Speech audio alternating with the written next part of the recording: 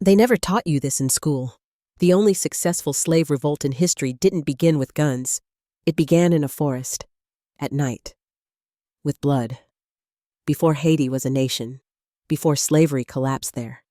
One woman stood at the center of a forbidden ritual that would ignite an entire revolution and then vanish from the history books. Her name was Cécile Fatiman, and without her, Haiti might never have existed. The forest of Bois Caïman was never meant to hold that many people.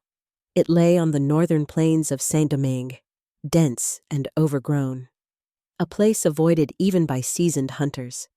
The enslaved whispered that spirits lived there, old ones, brought across the ocean in chains, refusing to die. By day, the forest was oppressive. By night, it felt alive. On the evening of August 14th, 1791, the forest began to fill. They came in ones and twos at first, then in dozens, then in hundreds. Men and women slipped away from plantations miles apart, leaving behind sugar fields, barracks, overseers' whips still hanging on posts. No signal was given. No drums were beaten. There were no written messages, and yet they all came, as if summoned by something older than language. Most of them did not know exactly why they were there. They only knew this: something was about to happen. And if they did not show up, they might never forgive themselves. Saint-Domingue at the time was the most profitable colony on earth. Sugar, coffee, indigo. Its plantations poured unimaginable wealth into France, but that wealth was built on a machine of violence so total that death felt ordinary. Enslaved people were worked to exhaustion, beaten for hesitation, killed for resistance. Life expectancy was measured not in decades, but in years. Fear ruled everything. Fear of the whip, fear of punishment, fear of being made an example. And yet, on this night, fear was no longer enough to keep people away. The moon hung low, pale and thin, casting broken light through the canopy. Torches flickered, their flames restless in the heavy air. The smell of damp earth mixed with sweat, smoke, and something else, anticipation, sharp and electric. At the edge of the clearing stood Duddy Boukman. He was large, broad-shouldered, his presence unmistakable even before he spoke, once enslaved himself. Boukman had become something dangerous in the eyes of the colonists, a man who could speak and be listened to. His voice carried not just anger, but certainty. When he stepped forward, the murmurs died. What followed was not a speech in the modern sense. There was no careful rhetoric, no attempt to persuade. Boukman did not ask for agreement. He spoke as if the decision had already been made. He told them that the God of the white men, the God who justified chains and suffering, was not their God, that a different force lived inside them, one that demanded not obedience, but freedom. Every word landed heavily, because everyone there understood the risk. To gather like this was already an act punishable by death. But Boukman was not the center of the night. When he stepped back, a young woman moved forward, and the forest seemed to lean in.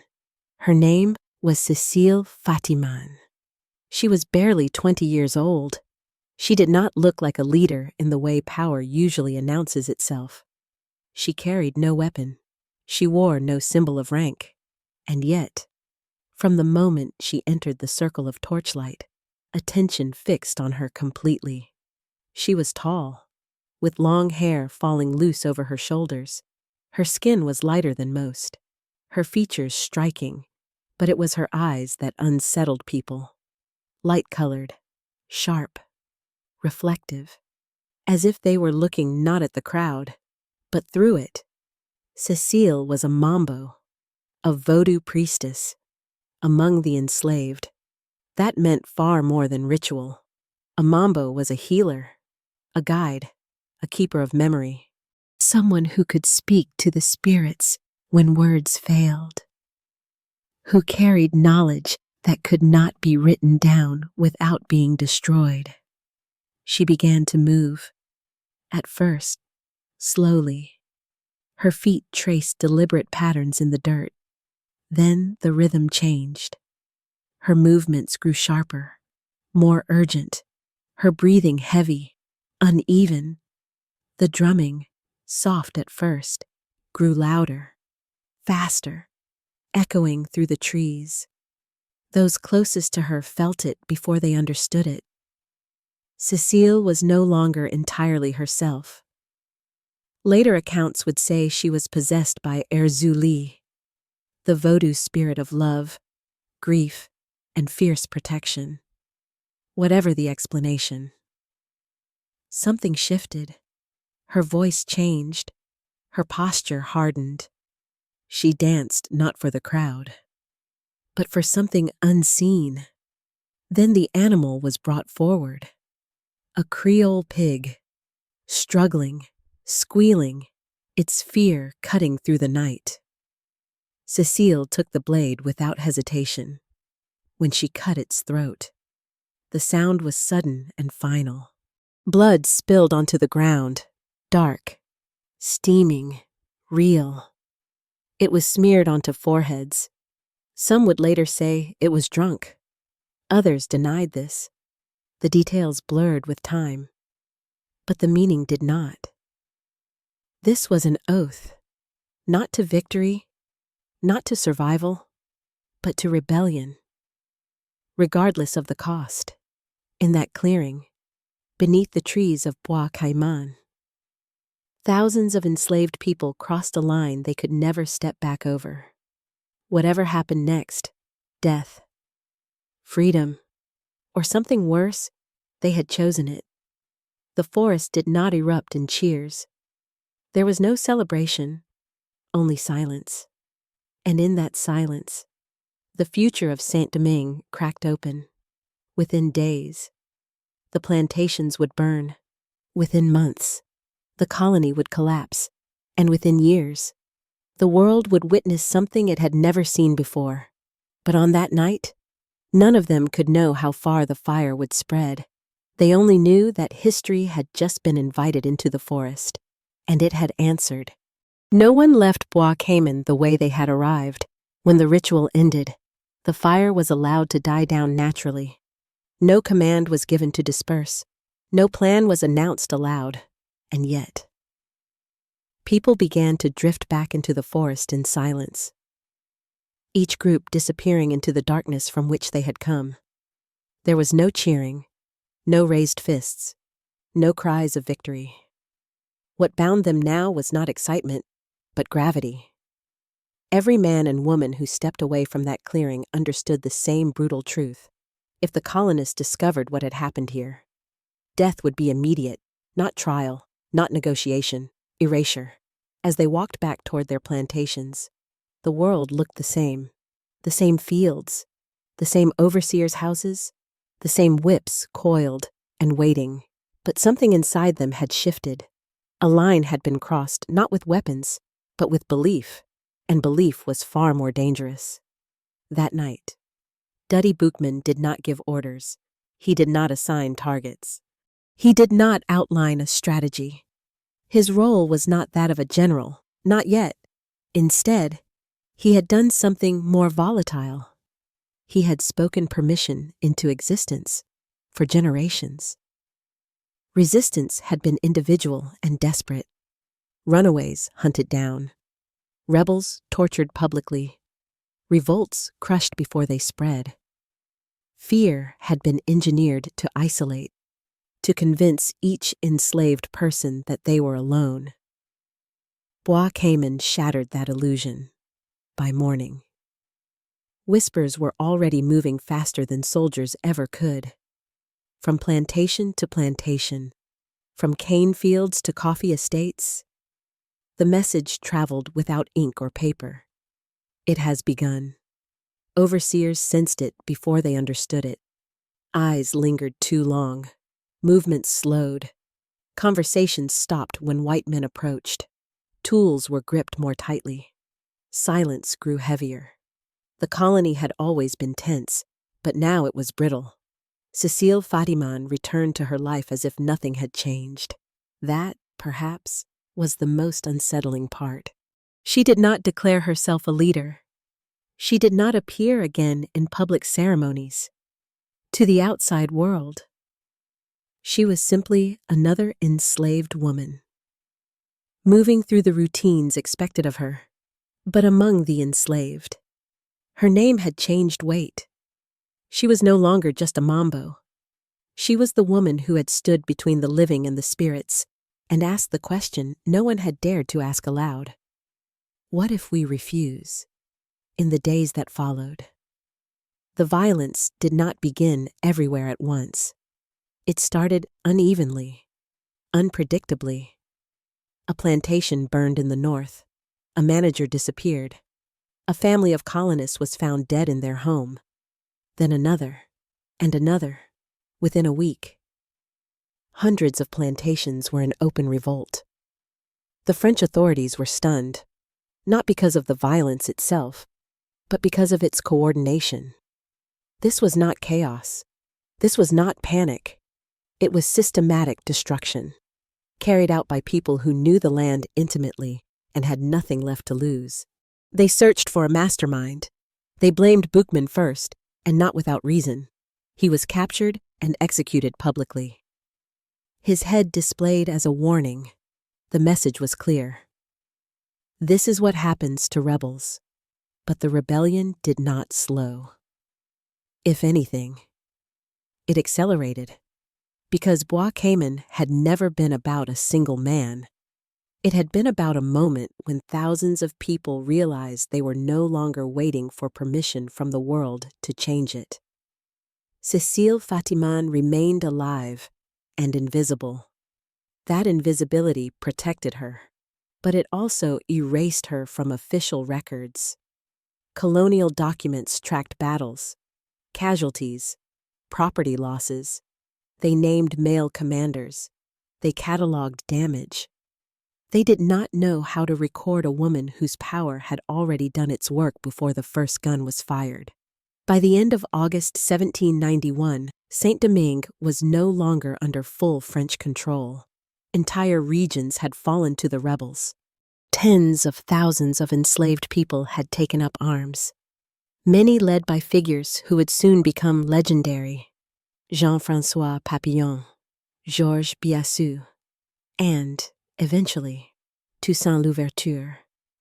But behind every march, every burned estate, every refusal to return to the fields, there lingered the memory of that night in the forest.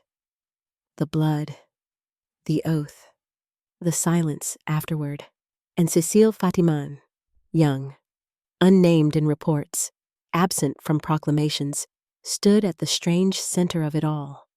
A woman whose greatest act had already slipped beyond the reach of those who wanted to control the narrative.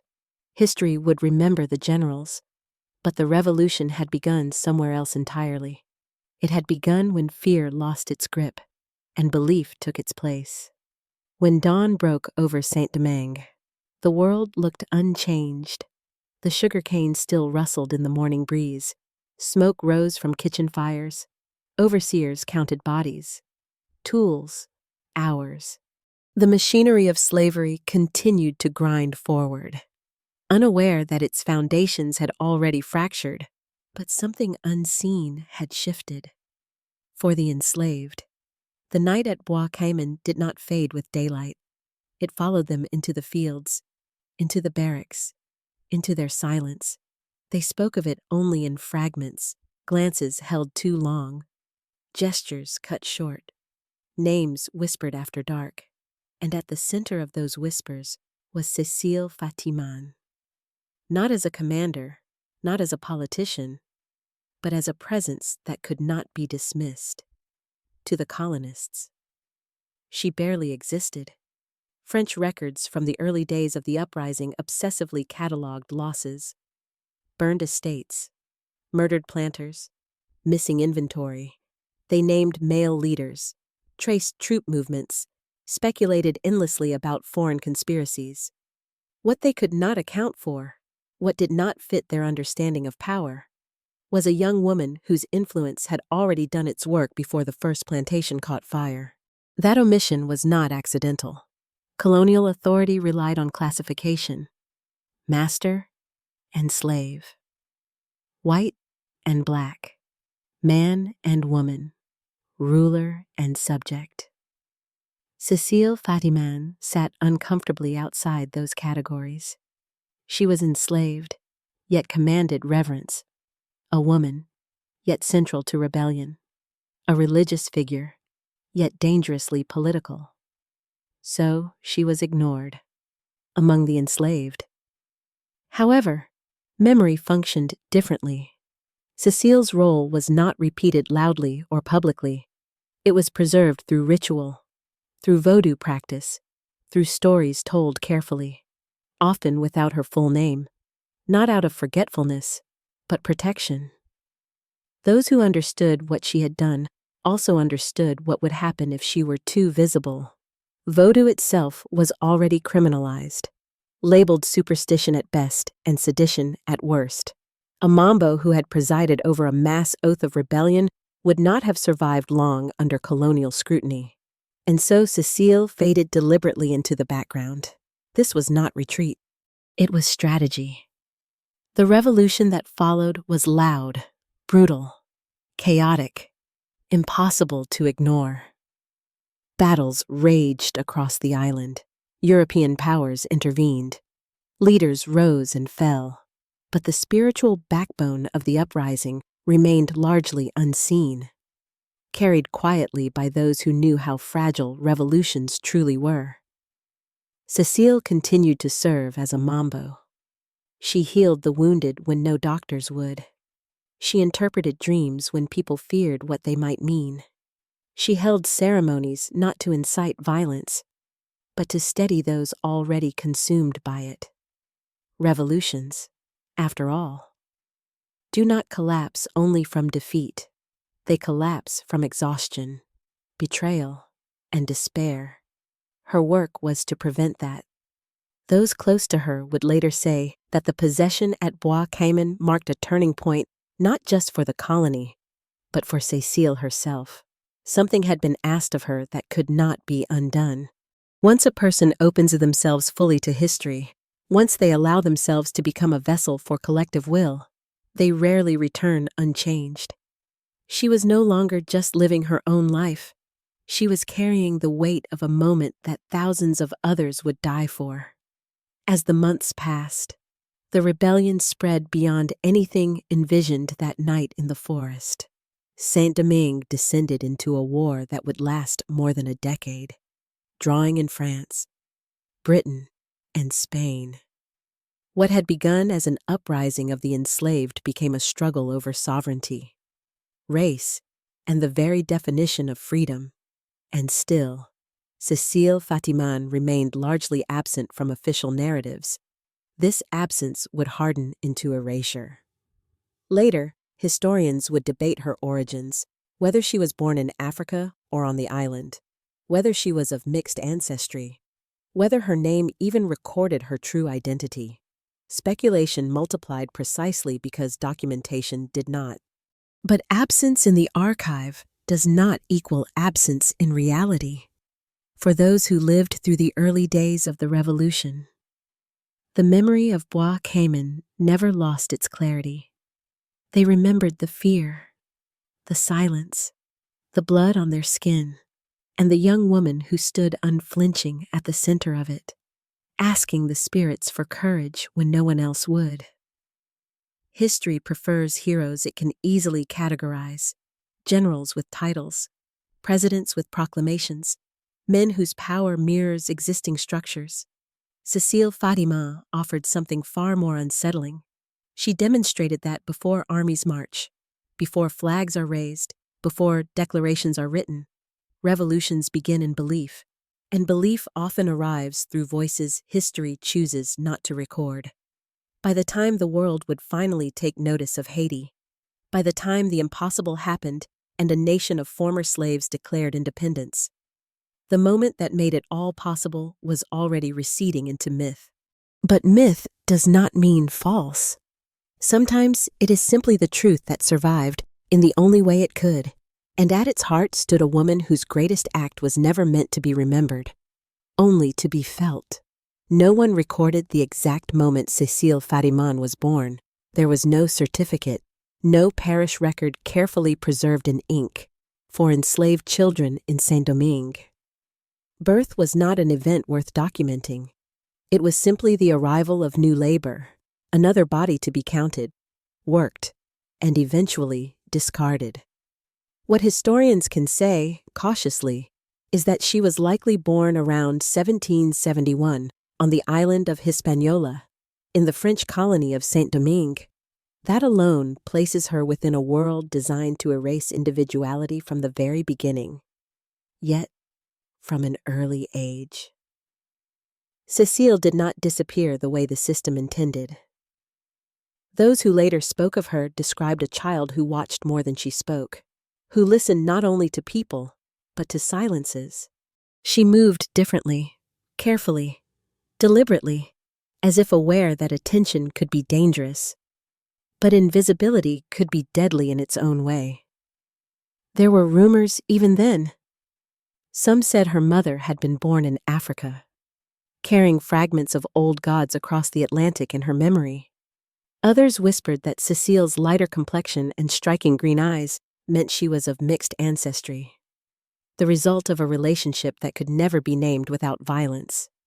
A few speculated about European blood, about a white father whose identity had been buried deliberately. None of it can be proven, and in a way, that uncertainty became part of who she was, because ambiguity offered a strange kind of protection. It made her harder to place, harder to classify, harder to fully control. What is clearer is that Cécile grew up immersed in the spiritual undercurrent of enslaved life, a world that existed parallel to the plantations but was never truly visible to those who claimed ownership over it. At night, after the work was done and bodies ached from exhaustion, stories were told, not loudly, never carelessly. Stories of ancestors, of spirits, of places across the ocean that some remembered and others only felt. Names changed, languages blended, Catholic saints merged with African deities. Survival demanded adaptation. This was the world that shaped her. Vodou was not something one converted to. It was something one inherited, passed down through rhythm, gesture, ritual, and pain. For the enslaved, it was a way to remain human in a system that depended on their dehumanization. Cécile learned early that knowledge could be power. She learned which plants soothed fever and which could end a pregnancy, which words calmed grief and which summoned strength. She learned how to read dreams, not as prophecy, but as messages shaped by fear and hope. And she learned when silence mattered more than speech.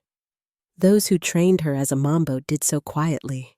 To teach Vodou was already dangerous. To train a young woman to become a vessel for spirits, to lead ceremonies, to guide others, was a risk not taken lightly. But Cécile displayed a sensitivity that could not be ignored. She entered trances with ease. She emerged from them altered, focused, as if she had listened to something others could not hear. By her teenage years, she was no longer simply learning rituals, she was carrying responsibility. As a mambo, her role would extend far beyond the spiritual. She would become a mediator in disputes, a healer when medicine was denied, a keeper of collective memory. In a world where enslaved people were forbidden education and stripped of legal identity, she helped preserve something more fundamental: continuity. The plantation system relied on isolation, on convincing each person that their suffering was solitary. Vodou, by contrast, reinforced connection to ancestors, to community, to forces larger than any overseer's authority. Cécile understood this instinctively. She also understood danger. Every ceremony carried the risk of discovery. Every gathering could be interpreted as conspiracy. And yet, the ceremonies continued, because without them, despair would have finished what chains had begun. By the time she reached adulthood, Cécile Fatiman had already learned the most difficult lesson of all. Power did not always announce itself with violence. Sometimes it arrived quietly, wearing patience like armor. That lesson would matter more than anyone could have imagined. Because when the moment came, when thousands would look for something to believe in, something strong enough to outweigh fear, Cécile was already prepared, not by ambition, not by ideology, but by a lifetime spent listening to voices history never intended to survive. Becoming a mambo was not a title one claimed. It was something the body learned long before the mind understood it. For Cécile Fatiman, training did not begin with formal instruction. It began with endurance, with learning how to stand still for long stretches of time without fidgeting, how to control breathing when fear tightened the chest, how to let pain pass through the body without allowing it to fracture the self. These were not mystical skills, they were survival skills. Vodou demanded discipline, not only of ritual, but of presence. A mambo was expected to become a vessel, and a vessel could not afford fragility. Possession was not theatrical. It was violent, disorienting, physically exhausting. Spirits did not arrive gently. They entered with force, reshaping posture, voice, and perception. Cécile learned how to let go without breaking. Older priestesses watched her closely. They tested her, not with words, but with situations. Long nights without rest, sudden demands, moments of controlled fear. They observed how she responded, not for obedience, but for resilience. She did not panic. She did not resist. She adapted. Vodou in Saint-Domingue was already a hybrid faith. Forged under pressure, West African cosmologies collided with Catholic imagery imposed by French colonists. Saints were reinterpreted, rituals were disguised, prayers doubled as acts of quiet defiance. Cécile learned this language of layers. She learned when to speak openly and when to cloak meaning behind metaphor. She learned that the same ceremony could be healing to one audience and threatening to another. That ambiguity was not weakness, it was protection. As her reputation grew, people began seeking her out. Not loudly, never publicly. A mother with a sick child, a man plagued by recurring dreams of drowning, a woman terrified she was losing her mind. Cécile listened to them all, never promising miracles, never pretending certainty. What she offered was grounding. She helped people make sense of chaos in a world designed to keep them disoriented. She reminded them that their suffering was not random, not meaningless, and not solitary. This was dangerous work. Colonial authorities feared Vodou not because they understood it, but because they didn't. They associated it with rebellion, disorder, and violence, sometimes correctly, often exaggeratedly.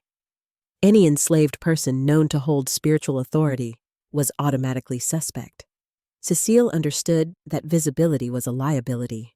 She did not seek crowds. She avoided attention. When ceremonies were held, they were small, tightly controlled, carefully timed, drums were muffled, lookouts were posted, everyone involved understood the stakes. But secrecy had its limits, because the more the colony strained under exploitation, the more people reached for something that could help them endure. Vodou offered that, and through Vodou, Cécile's influence spread quietly, organically. By the late 1780s, tension in Saint-Domingue was impossible to ignore. News filtered in from France. Rumors of revolution, of kings challenged, of rights discussed openly, rights that excluded the enslaved entirely. Free people of color began demanding recognition. White planters argued among themselves. The social order trembled. Cécile felt it before it erupted. Possession episodes became more intense. Dreams reported by those she counseled grew darker. Fires, storms, bloodied earth, the spirits, whatever one believed them to be, seemed restless. She did not interpret this as destiny. She interpreted it as warning. Vodou was never about predicting the future. It was about preparing for it. When Dutty Boukman first crossed paths with her, it was not in the context of rebellion. He was already known as a man with influence, charismatic, outspoken, dangerous in the way confident people always are to systems built on fear. They did not immediately trust each other. Boukman was action-oriented, impatient with ritual. Cécile was deliberate, cautious, aware of consequences beyond the immediate moment. Their strengths were different, but complementary. What united them was understanding. Both knew that violence alone would not sustain a revolt. Fear could ignite action. But belief was what held people together when consequences arrived. Bois Caïman was not planned overnight. It was the result of years of accumulated pressure, whispered conversations, spiritual groundwork, and a shared recognition that the colony had reached a breaking point. By the time the decision was made, Cécile already knew what would be asked of her. Not leadership, not command, but exposure. To step forward publicly, even once, was to mark herself permanently. To invite possession in front of thousands was to surrender control in the most dangerous way possible. If something went wrong, if fear overtook the crowd, if the moment collapsed, she would bear the blame.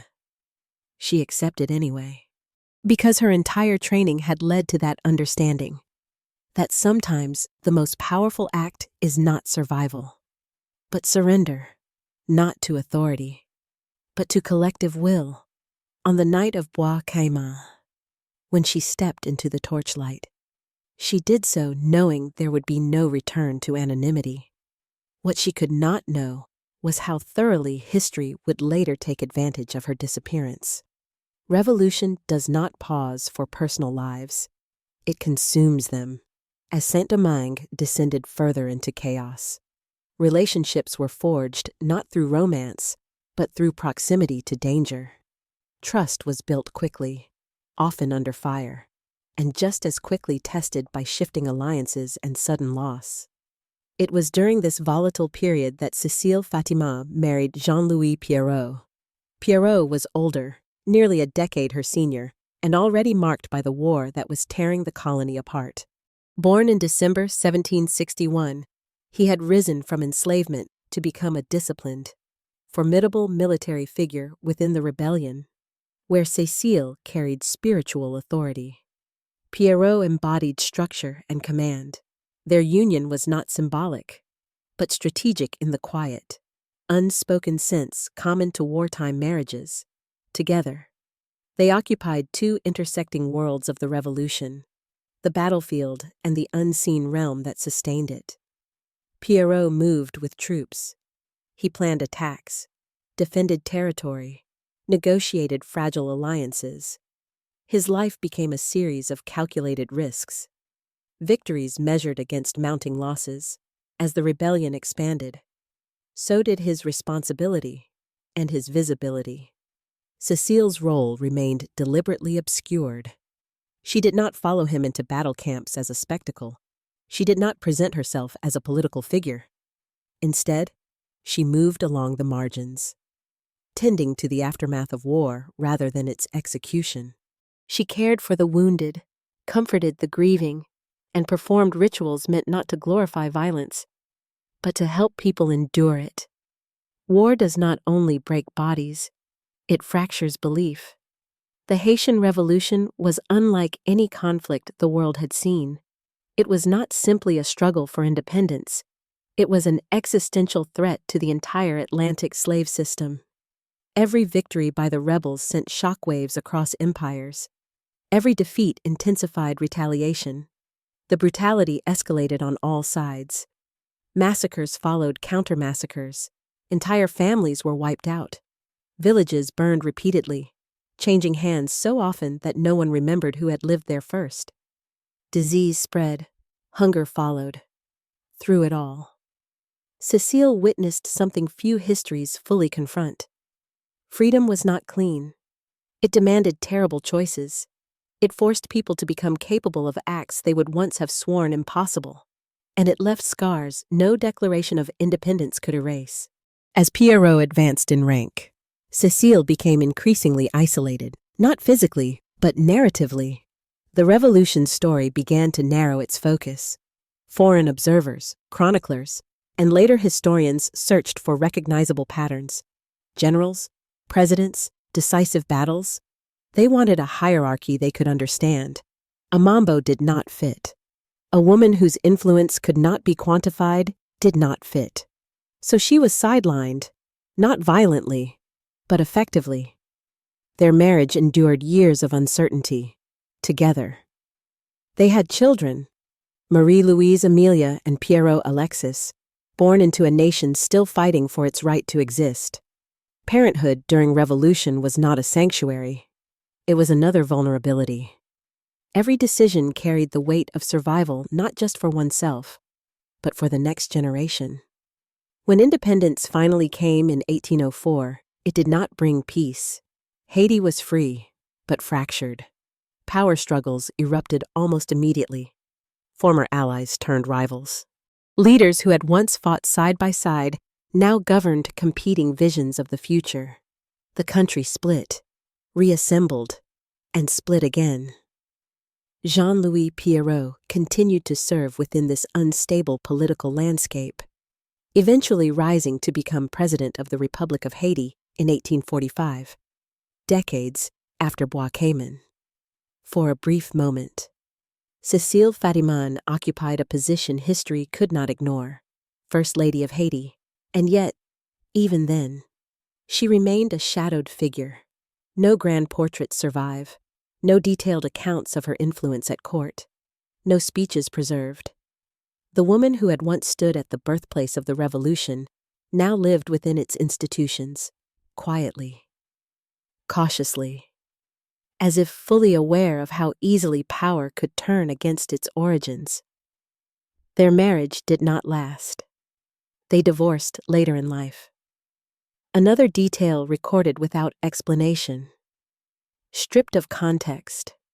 The reasons are unknown. Perhaps it was personal. Perhaps political. Perhaps simply the accumulated strain of decades lived under extraordinary pressure after the separation.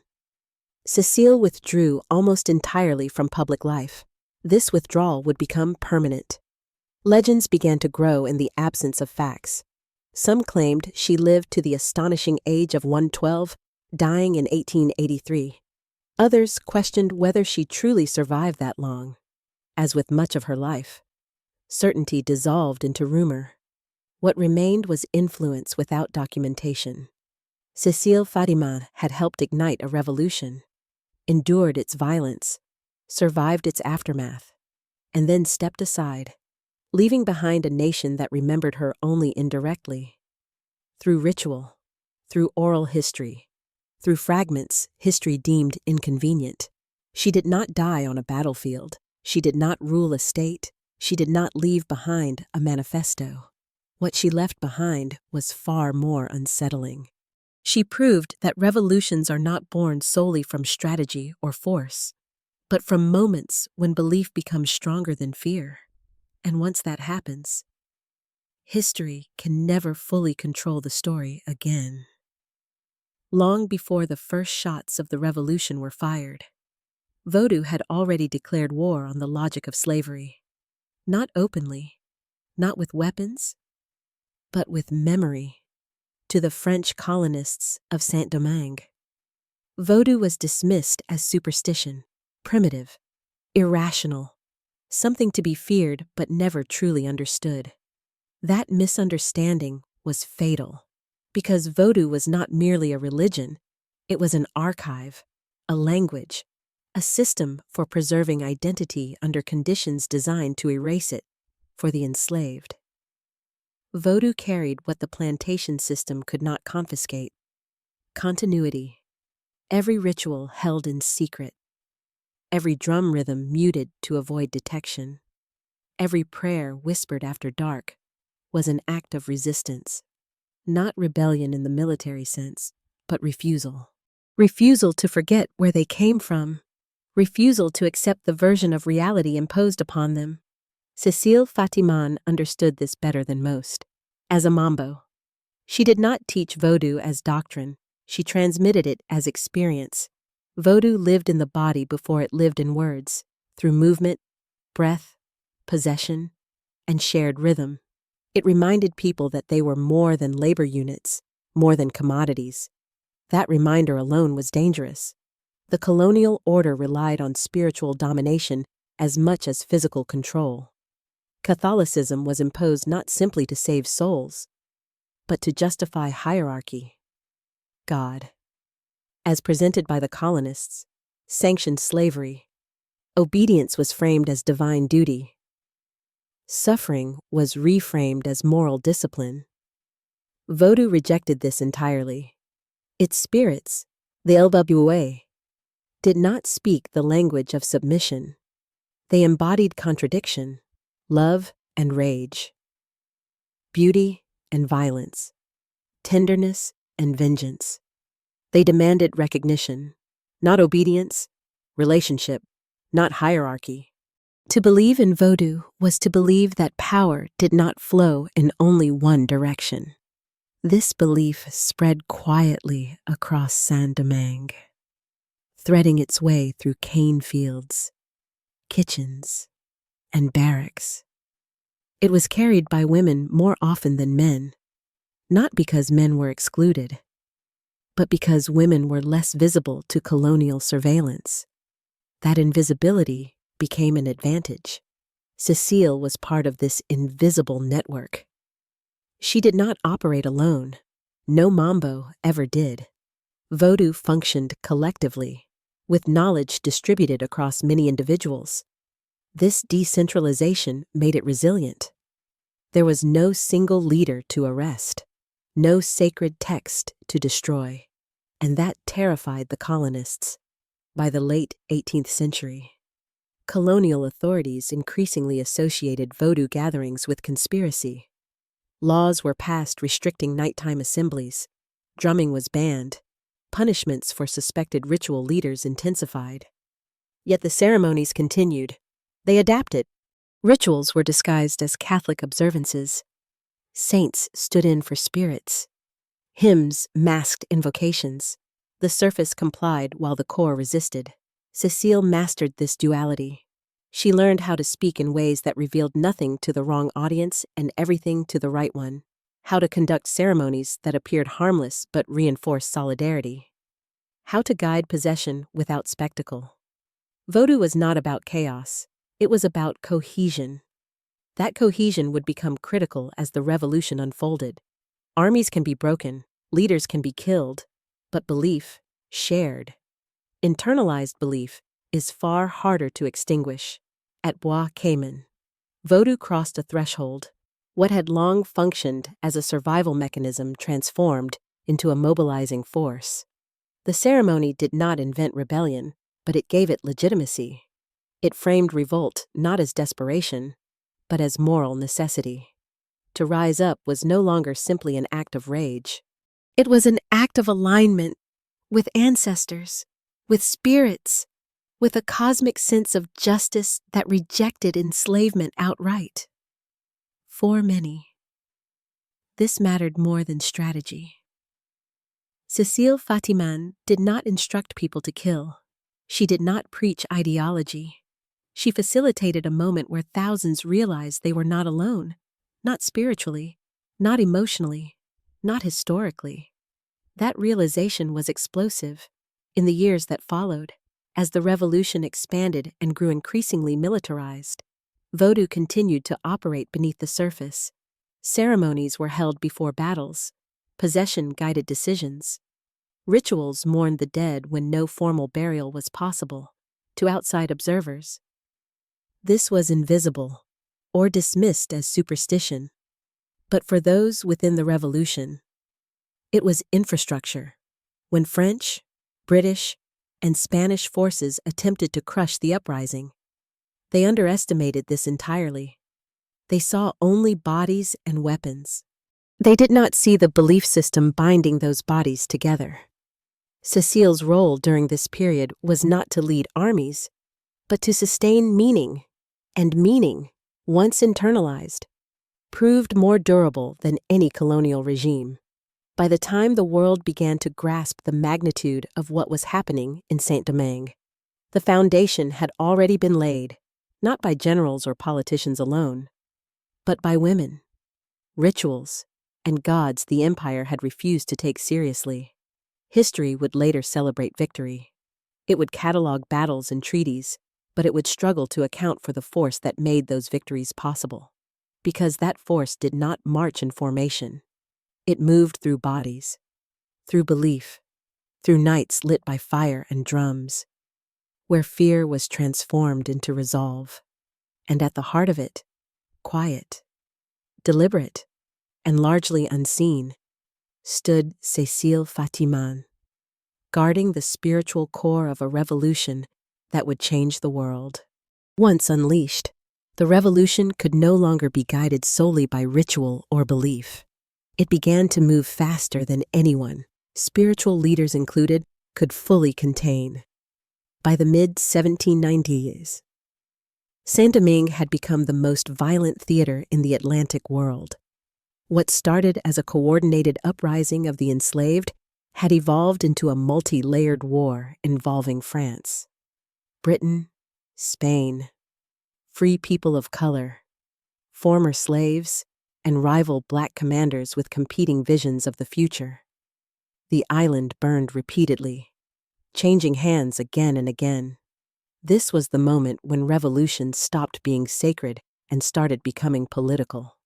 For figures like Toussaint Louverture, Jean-Jacques Dessalines, and Henri Christophe, survival now depended on diplomacy, military discipline, and brutal pragmatism. Alliances shifted, principles bent. Sometimes they broke entirely. Freedom was still the goal, but the path toward it grew darker. Cécile Fatiman watched this transformation with unease. Vodou had prepared people to resist oppression. It had not prepared them for governance, betrayal, or prolonged war. The spiritual unity forged at Bois Caïman was never meant to withstand years of bloodshed without consequence. As violence escalated, belief fractured. Some fighters justified atrocities as divine will. Others abandoned spiritual grounding entirely, consumed by survival and ambition.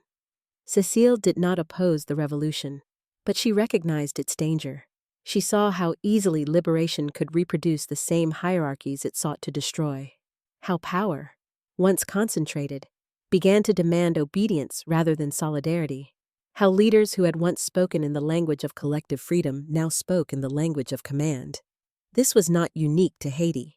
It is the pattern of nearly every revolution in history. What made Haiti different was the scale of trauma involved. An entire population emerging from centuries of enslavement was being asked to become a nation while still fighting for its existence. There was no precedent. Cécile's work during this period became quieter, heavier, and more internal. She held fewer large ceremonies. Possession, once a tool for mobilization, became something she treated with caution. Spirits that once brought courage now sometimes brought rage, grief, and uncontrollable fury. Not every vision was meant to be acted upon. She focused instead on grounding, on rituals meant to contain rather than release, to remind people of limits, to protect them from being consumed by the very forces that had freed them. This placed her at odds with some revolutionary leaders. Not openly, never confrontationally, but spiritually. where generals demanded absolute loyalty. Vodou emphasized balance, where politicians demanded sacrifice. Spirits demanded reciprocity, where the state began to form. Vodou resisted centralization. Cécile understood that once a revolution institutionalizes itself, it often turns against the beliefs that sustained it, and Haiti was approaching that threshold as Napoleon Bonaparte rose to power in France. The threat intensified. In the early 1800s, French forces returned with brutal clarity of purpose to reassert control and reinstate slavery. What followed was one of the bloodiest chapters of the revolution. This time, there would be no compromise. The rebels responded with equal ferocity. Entire populations were mobilized. Scorched earth tactics became common. The war stripped away any remaining illusion of restraint. Cécile did not flee, but she withdrew further from visibility. Her survival depended on it. Vodou ceremonies continued, but now under constant threat. French forces actively hunted spiritual leaders, blaming them for resistance. Possession was interpreted as sedition. Drumming became a death sentence. Yet even under these conditions, belief did not collapse. It adapted, again. Rituals became shorter, symbols simplified. Knowledge was passed orally in fragments, designed to survive even if individuals did not. Vodou did what it had always done. It endured by refusing to be centralized. When independence was finally declared in 1804, it was not accompanied by relief. It was accompanied by exhaustion. Haiti had won, but at an unimaginable cost. The population was decimated, infrastructure destroyed. Foreign powers refused recognition. Economic punishment followed swiftly, designed to make Haiti an example. Freedom had arrived, but it was isolated. For Cécile Fatiman, independence marked a strange kind of ending. The spiritual work that had once fueled resistance now struggled to find its place in a nation attempting to define itself through law, borders, and authority. Vodou, once essential, was increasingly sidelined in favor of legitimacy in the eyes of hostile foreign powers. Christianity was elevated, European models of governance adopted. Vodou was pushed back into the shadows. Again. Cécile did not fight this shift openly. She had learned long ago that survival sometimes meant yielding ground strategically. That visibility was not always victory. That influence could persist without recognition. She continued to practice, to teach quietly, to hold memory when institutions could not. The revolution had succeeded, but belief, once again, was being asked to retreat so that power could consolidate, and history, as always, sided with the visible. Generals would become kings and presidents. Their names would be written into textbooks, their portraits displayed, their decisions debated endlessly. The woman who helped ignite the revolution and who tried to steady it as it spun out of control would remain largely unmentioned. But her work was not undone, because revolutions may harden into states, but belief leaves residue. It lingers in ritual, in language, in the way people understand justice and dignity long after flags are raised. Cécile Fatiman had never believed that freedom was a destination. She believed it was something that had to be continually remembered, especially when power tried to forget where it came from. Independence did not unify Haiti. It exposed its fractures. When the French were finally defeated and the last chains of colonial rule were broken, the world expected chaos, but few understood the kind Haiti faced. This was not simply the aftermath of war. It was the strain of building a nation from people who had been denied nationhood itself. The question was no longer how to win freedom, but what to do with it. Jean-Jacques Dessalines declared Haiti an empire in 1804, crowning himself Emperor Jacques I. His rule was fierce, uncompromising, shaped by the certainty that mercy would invite annihilation. To many, he was the embodiment of revolutionary justice. To others, a warning of how power could harden into fear. When Dessalines was assassinated in 1806, the illusion of unity collapsed. Haiti split in two. In the north, Henri Christophe established a rigid, militarized state that eventually became a monarchy. Discipline was absolute, labor was compulsory, order was enforced with near feudal severity. Christophe believed Haiti could survive only by projecting strength, internally and externally. In the south, Alexandre Pétion led a republic that promised greater tolerance and individual freedom. Land was redistributed, authority was softer, but the economy weakened, and political cohesion suffered. Two Haitis emerged, both born of the same revolution, yet moving in opposite directions, for Cécile Fatiman. This division was deeply unsettling. The revolution she had helped spiritually ignite was now being reshaped into competing systems of control. Each claimed legitimacy. Each claimed continuity with the struggle against slavery. Yet both relied increasingly on structures that echoed the hierarchies they had overthrown. Vodou, once central to resistance, found itself marginalized in both regimes.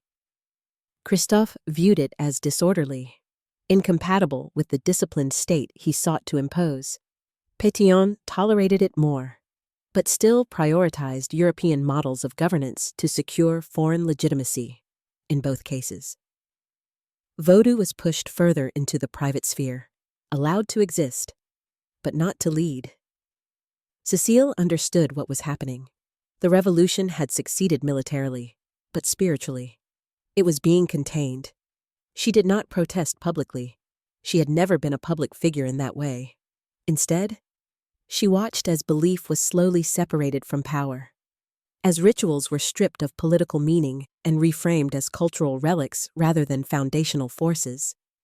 This separation came at a cost. People who had once fought side by side now defined themselves by region, by allegiance, by ideology. Distrust replaced solidarity. Fear, once directed outward at colonizers, turned inward. Cécile continued her work quietly, but she no longer stood at the center of events. That, too, was a kind of survival as Haiti struggled to define itself. Foreign powers watched closely. Slaveholding nations refused recognition, terrified by the precedent Haiti represented. Economic isolation followed. Debt loomed. The pressure to appear civilized, in European terms, intensified. Vodou, associated with rebellion and black autonomy, became inconvenient. Cécile had seen this pattern before. She had seen belief used to justify oppression and then discarded when it no longer served power. She had seen how systems absorb what threatens them, neutralizing it by stripping it of influence. Her response was not resistance, but preservation. She focused on continuity rather than confrontation, on teaching rather than leading, on ensuring that Vodou remained alive in households, in memory, in ritual, where it could not be legislated out of existence. She knew something that governments rarely admit. What survives longest is not what is declared, but what is practiced. As the years passed, her name faded from public consciousness. New generations grew up hearing of kings, presidents, and generals, but not of the mambo who had stood at the revolution's spiritual threshold. And yet, her presence lingered, in the rhythms of ceremonies still held at night, in the language used to describe justice and dignity, in the quiet certainty that freedom was not granted by rulers but claimed by the people themselves. Haiti's division would eventually end, after Christophe's suicide in 1820 and the collapse of the Northern Kingdom. Jean-Pierre Boyer reunified the country. For a moment, it seemed possible that the revolution's promise might stabilize into something lasting, but the scars remained. Cécile Fatiman lived long enough to see Haiti become whole again, and to see how fragile that wholeness was. She had witnessed slavery, revolution, empire, republic, monarchy, division, and reunification within a single lifetime. Few people in history experience such transformations so intimately. And yet, she remained largely unacknowledged, perhaps because her legacy was not institutional. It could not be codified into law. It could not be carved into stone. It lived instead in a truth Haiti carried uneasily, that its birth had not begun with constitutions or armies, but with belief, blood, and a woman who stood between worlds and asked history to move. By the time Cécile Fatiman withdrew completely from view, Haiti was no longer fighting for survival, but struggling for meaning, and she had already learned the hardest lesson of all. Winning freedom is only the beginning. Living with it is far more complicated. After decades of war, upheaval, and political transformation, Haiti entered a phase far less dramatic, but no less dangerous. It was the age of consolidation. Revolutions announce themselves with noise. What follows is quieter and often more ruthless. By the 1820s, the generation that had carried machetes into battle was aging. Many were dead. Others had become officials, landowners, or soldiers enforcing the authority of a state they had once fought to create. Haiti was no longer defining itself through resistance alone, but through administration, borders, and law. This shift required a new kind of narrative. The revolution began to be told as a sequence of military victories and political decisions. Leaders were elevated, chronologies were simplified, ambiguities were removed. What did not fit the structure of a modern nation-state was gradually pushed aside. Vodou was one of the first casualties of this process. Once indispensable, it was now inconvenient. International legitimacy demanded distance from anything European powers could label primitive or barbaric. Christianity, especially in its more regulated forms, was promoted as a marker of civilization. Vodou was tolerated socially but discouraged politically. It survived, but it was no longer allowed to explain the nation to itself. Cécile Fatiman lived through this transition. By now, she was an old woman, or at least perceived as one. Time had softened her visibility without dulling her awareness. She had learned long ago that history does not erase people all at once. It does so gradually, by deciding who no longer needs to be mentioned. Her withdrawal from public life was complete. She no longer appeared at significant ceremonies, no longer stood beside political figures, no longer acted as a visible spiritual authority to outsiders. She had disappeared entirely. To those who still practiced Vodou, she remained a quiet point of reference, spoken of carefully, respectfully, and less frequently with each passing year. This silence was not imposed. It was chosen.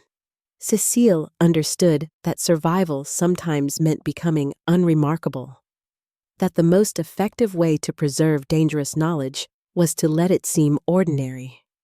Vodou did not need her name attached to it to endure. In fact, it might survive better without it. She focused instead on transmission. Knowledge was passed in fragments, embedded in practice rather than story. Younger priestesses learned without being told the full weight of what they were inheriting. That weight would reveal itself in time, when circumstances demanded it. This was how Vodou had always survived.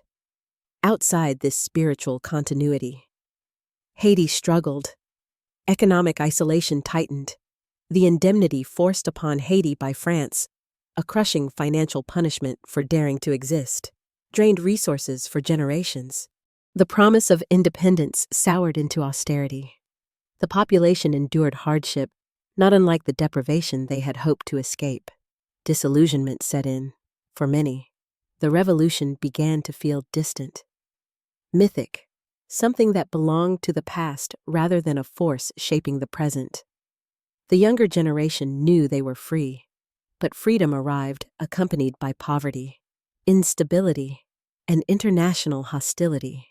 Cécile observed this with a mixture of sorrow and recognition. She had never believed the revolution would deliver paradise.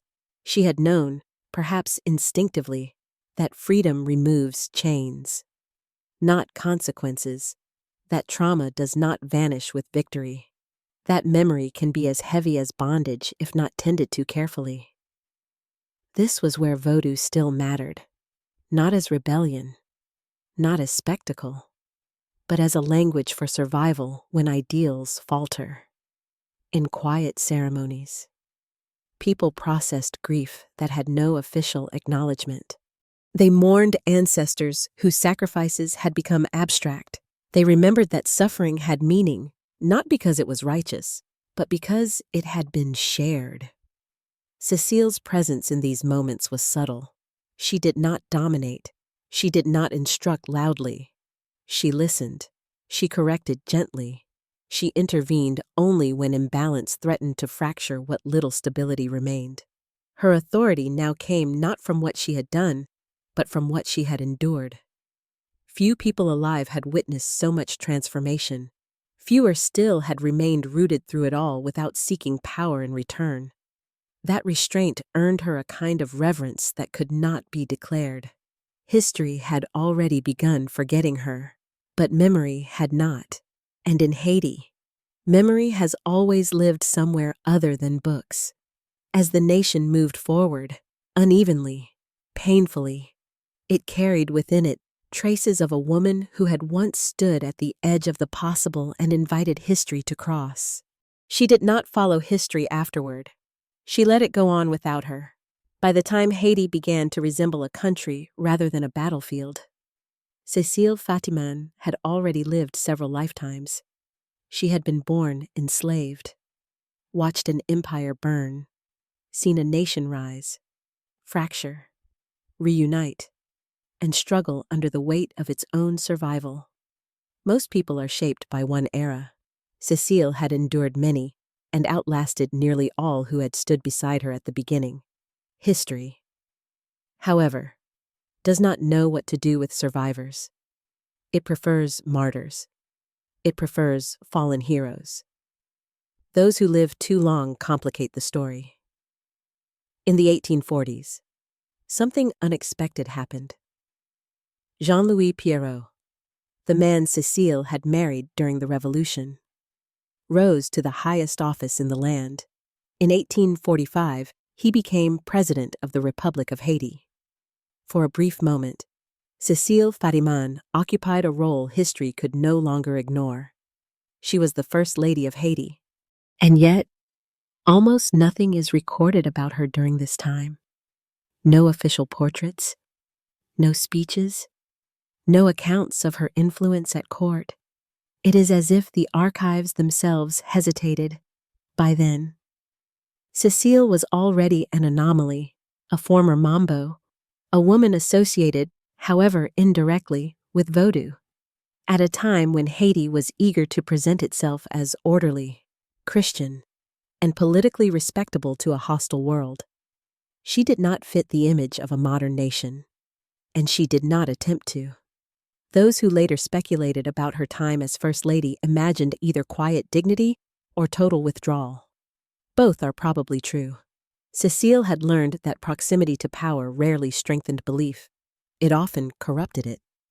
Her authority had never come from office, and she had no reason to seek it now. The marriage did not last. Cécile and Jean-Louis Pierrot divorced later in life. No explanation survives. History records the fact without context, as it so often does with women's lives, especially older women's lives.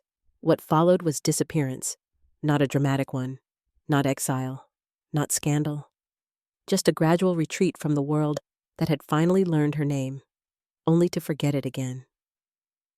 This is where legend begins to replace record.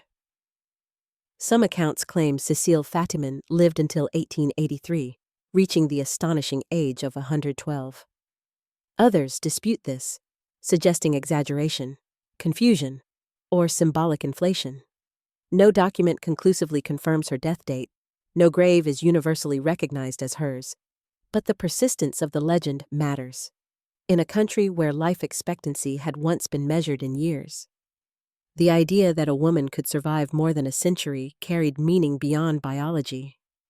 It suggested endurance, continuity, a living bridge between eras most people could only imagine. Whether she lived to be 90, 100, or more, the truth remains the same. Cécile outlived the revolution she helped begin, and that survival came at a cost. To live that long was to watch ideals harden into institutions, to see beliefs sidelined in favor of bureaucracy, to witness how quickly nations forget the forces that made them possible once those forces become inconvenient. Cécile did not protest this forgetting. She had never believed memory could be forced. Instead, she trusted what Vodou had always taught, that what matters most is rarely preserved where power looks for it. It survives in practice, in repetition, in quiet spaces passed over by official attention. In her final years, whenever exactly they were, Cécile lived without spectacle. She was no longer a public figure. She was no longer a symbol, to many. She was simply an old woman whose past was spoken of vaguely, respectfully, and less often with each passing year. That, too, was a kind of freedom. She had carried history long enough. Letting it move on without her was not defeat. It was release. And so Cécile Fatiman slipped fully into the margins, into the realm where women like her are most often placed, remembered indirectly, referenced in whispers, preserved not by monuments, but by memory that refuses to die completely. History would continue debating generals, presidents, and kings. But somewhere beneath those arguments lived the quiet truth that Haiti's revolution had been shaped not only by men who commanded armies, but by a woman who understood how belief moves people long before power ever does. She did not need to be remembered loudly. She had already changed the world. After Cécile Fatiman vanished from public life, she did not disappear. She transformed. This is what happens when a person's influence exceeds the records meant to contain it. Documents fall silent. Dates blur. Names fade from official histories, but stories continue to circulate, changing shape as they pass from one generation to the next. Cécile became one of those stories, not fixed, not singular, but persistent in Haitian oral tradition. She was remembered less as a historical figure and more as a threshold, the woman who stood at the doorway between fear and action, between silence and rebellion. Details varied. Some said she was possessed by Erzuli. Others emphasized her courage rather than the spirits. Some barely spoke her name at all, referring to her only as the mambo at Bois Caïman. This was not confusion. It was protection. Oral memory does not preserve facts the way archives do. It preserves meaning. It adapts stories to what the present needs to survive, and what Haiti needed, especially in the long, difficult decades after independence, was not another hero to worship, but a reminder of how collective courage begins. Cécile's legend filled that role in official history. However, she remained inconvenient. 20th century historians, many trained in European traditions of documentation, struggled with figures like her. There were no letters to quote, no speeches to analyze, no battlefield decisions to map. Her power was diffuse, embodied, spiritual, and largely undocumented. So she was minimized, mentioned briefly, footnoted, questioned, sometimes dismissed entirely. The ceremony at Bois Caïman itself was debated, its details scrutinized, its symbolism challenged. its reality occasionally doubted by those uncomfortable with acknowledging that a spiritual ritual could catalyze a geopolitical earthquake. But the outcomes were undeniable. Within days of that night, the largest slave revolt in history had begun. Within years, the wealthiest slave colony on earth was destroyed. Within little more than a decade, Haiti emerged as the first Black republic and the first nation born from a successful slave revolution. Something had clearly happened. The discomfort lay not in the facts, but in what they implied. If a young, enslaved woman, armed with belief rather than weapons, could help trigger such a transformation, then power was not as predictable as empires preferred to believe. Authority was not always vertical. Change was not always authored by those whose names survive. That implication unsettled historians as much as it once unsettled colonists. So Cécile remained on the margins. Yet those margins proved resilient. Vodou practitioners continued to honor the spirits associated with Bois Caïman. The revolution continued to be understood not only as a military event, but as a spiritual rupture, one that broke the moral legitimacy of slavery itself. In this understanding, Cécile's role was not secondary, it was foundational. She represented something rarely acknowledged in political history: that before people risk everything, they must first believe that risk has meaning. Belief does not appear spontaneously. It must be cultivated, prepared, made safe enough to enter the body. That was her work, and it endured in modern Haiti. Scholars, artists, and activists have begun revisiting her story, not to mythologize it further, but to restore balance, to ask what the revolution looks like when women's labor, spiritual authority, and invisible coordination are taken seriously. The answers are uncomfortable, but necessary. They reveal that Haiti's birth was not only an act of violent resistance, but also an act of collective imagination. That freedom was envisioned in ritual before it was enforced by arms. That women, enslaved, marginalized, deliberately unrecorded, played roles as decisive as any general. Cécile Fatiman stands at the center of that reevaluation, not because she left behind proof, but because she left behind consequences. Her legacy is not a statue or a law. It is the enduring truth that history often moves first through people it later pretends not to remember. She reminds us that revolutions are not only fought, they are felt, believed, and carried, sometimes by those least likely to be acknowledged for it, in the end. Cécile Fatiman did not ask to be remembered. She asked something far more dangerous. She asked people to act, and they did. History often asks the wrong question. It asks who ruled, who won, who signed. It rarely asks who made action possible. Cécile Fatiman belongs to that second category, the one history struggles to measure. By the time the 19th century faded into the 20th, Haiti's revolution had already been absorbed into global narratives of power. It was framed as an anomaly, an exception, a violent outburst that somehow succeeded against all odds. Textbooks focused on generals and battles, on political decrees and constitutional failures. What they avoided was more unsettling. They avoided asking why Haiti's revolution began differently from all others, why it did not start in salons, assemblies, or military academies, but in a forest, at night. Led in part by a young enslaved woman whose authority did not come from rank or force, because answering that question challenges how history prefers to explain itself. Cécile Fatiman's significance is not that she led the revolution in a conventional sense. She did not command troops. She did not issue proclamations. She did not govern. Her power lay elsewhere, in the realm history often treats as irrational, secondary, or symbolic. But symbolism is never passive. At Bois Caïman, she did something profoundly political without using political language. She reframed resistance not as crime, not as chaos, but as moral alignment. She helped transform fear into legitimacy. She gave people a way to understand their violence, not as savagery, but as refusal. That reframing mattered. Enslaved people had resisted before. They had fled, fought, poisoned masters, sabotaged tools.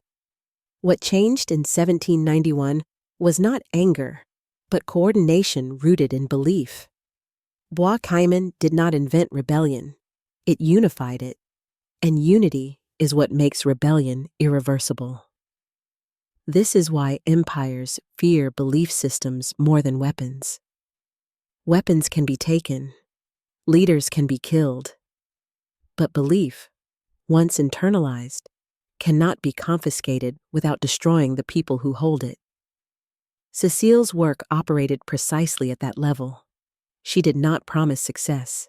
She did not promise survival.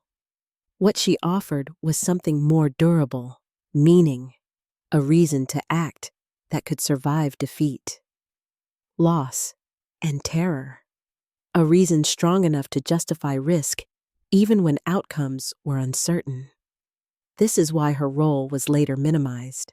Acknowledging her significance forces history to admit that revolutions are not solely the products of rational planning or material conditions. They are also born from emotion, ritual, imagination, and collective psychology. They require figures who can translate suffering into purpose. Such figures are often women. They are often spiritual. They are often erased. For Haiti, this erasure carried additional weight. The country's very existence challenged global racial hierarchies. Recognizing that its revolution was catalyzed not just by black men with weapons, but by an enslaved woman practicing a demonized religion, threatened narratives of Western superiority and rational governance. So her name faded, but the effects did not. Cécile Fatiman's legacy lives wherever people understand freedom as something that begins internally before it becomes structural, wherever resistance is sustained not only by strategy, but by shared conviction. Wherever history is questioned, not just for what it includes, but for what it excludes. She reminds us that power does not always announce itself loudly. Sometimes it enters quietly, through rhythm, through ceremony, through a single moment when fear loosens its grip and something else takes its place. Courage. Not the cinematic kind, not the heroic pose, but the kind that spreads from person to person until systems built on silence can no longer function. That is why her name still matters. Not because it appears in textbooks, but because it exposes the limits of textbooks themselves. Cécile Fatiman forces us to confront an uncomfortable truth. That some of the most consequential figures in history are those whose influence cannot be neatly documented, whose authority cannot be traced through institutions, and whose absence from records is not evidence of insignificance, but of threat. History did not forget her by accident. It forgot her because remembering her changes the story of how revolutions actually begin, and once that story changes, so does the way we understand power itself. To understand why Cécile Fatiman was pushed to the margins of history, we have to understand how history decides what is visible. History is not neutral. It is curated. It favors written records over spoken memory, institutions over communities, men with titles over women with influence. It trusts what can be archived and doubts what must be felt to be understood. Cécile existed almost entirely outside those preferences. She left no manifesto. She commanded no official office. She produced no correspondence meant for preservation. What she produced instead were conditions, psychological, spiritual, emotional, under which people were willing to risk everything. And those conditions do not sit easily inside timelines or footnotes. Western historical tradition, especially as it developed in the 19th and 20th centuries, struggled deeply with figures like her. It treated religion as background noise, women as peripheral actors, and enslaved people as reactive rather than initiatory. Within that framework, A mambo could never be central. And yet, if we remove her and what she represented, the revolution itself becomes harder to explain. Why did resistance erupt so broadly, so quickly, and with such coordination? Why did fear fail so completely as a deterrent? Why did people continue fighting even when the odds became catastrophic? Pure material explanations fall short. Economic exploitation explains anger. Political instability explains opportunity.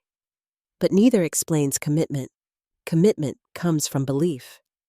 This is the blind spot Cécile Fatiman exposes. She forces historians to reckon with the uncomfortable reality that belief systems, especially those dismissed as irrational or primitive, can be engines of history. That rituals can function as political infrastructure. That spiritual authority can mobilize action more effectively than formal leadership. Acknowledging this disrupts comfortable hierarchies of knowledge. It challenges the assumption that modernity progresses by replacing belief with reason. Haiti's revolution suggests something more complex, that belief and reason can coexist, and that belief may even precede reason in moments of radical change. This is why Bois Caïman continues to provoke debate. Some historians question its details. Others downplay its significance. A few attempt to recast it as symbolic rather than causal. These debates are not really about evidence, they are about discomfort. Because accepting Bois Caïman as foundational means accepting that a forbidden religion, led in part by a young, enslaved woman, helped bring down one of the most powerful colonial systems in the world. That is not a story empire once told. It is also not a story that fits neatly into narratives of progress centered on European Enlightenment ideals. Haiti's revolution did not emerge from salons or philosophical treatises. It emerged from suffering, memory, and spiritual refusal. Cécile embodied that refusal. Her authority did not come from persuasion alone. It came from recognition. People recognized themselves in what she represented. Their ancestors, their pain, their suppressed dignity. She gave that recognition form. History tends to erase such figures not because they are insignificant, but because they are destabilizing. They reveal that power does not always originate where we expect it to, that control is not as complete as it appears, that people deemed powerless often possess forms of power that systems fail to anticipate. Cécile Fatiman reminds us that revolutions do not simply overthrow governments. They disrupt entire ways of understanding the world, and that disruption rarely comes from the center. It comes from margins where belief survives because it has no choice. Her story also forces a reckoning with gender. Women's labor in revolutions is often framed as supportive, nurturing, symbolic, emotional. Rarely is it acknowledged as strategic, but Cécile's role was deeply strategic. Even if it did not resemble command, she shaped perception, she legitimized action, she anchored collective resolve. These are not secondary functions. They are foundational. By overlooking figures like her, history presents an incomplete account of how change actually happens. It exaggerates the role of visible authority and minimizes the invisible work that sustains movements long enough for authority to emerge. Cécile Fatiman did not fail to leave records. She left something far more dangerous. She left a model of power that cannot be easily replicated or controlled. One rooted in shared belief rather than coercion, in community rather than hierarchy. That is why her name still unsettles, because once you see her clearly, you cannot unsee the forces history has taught you to ignore, and once those forces are visible, the story of revolution, of Haiti, and of the world becomes far more complicated and far more honest. Cécile Fatiman did not leave behind a doctrine.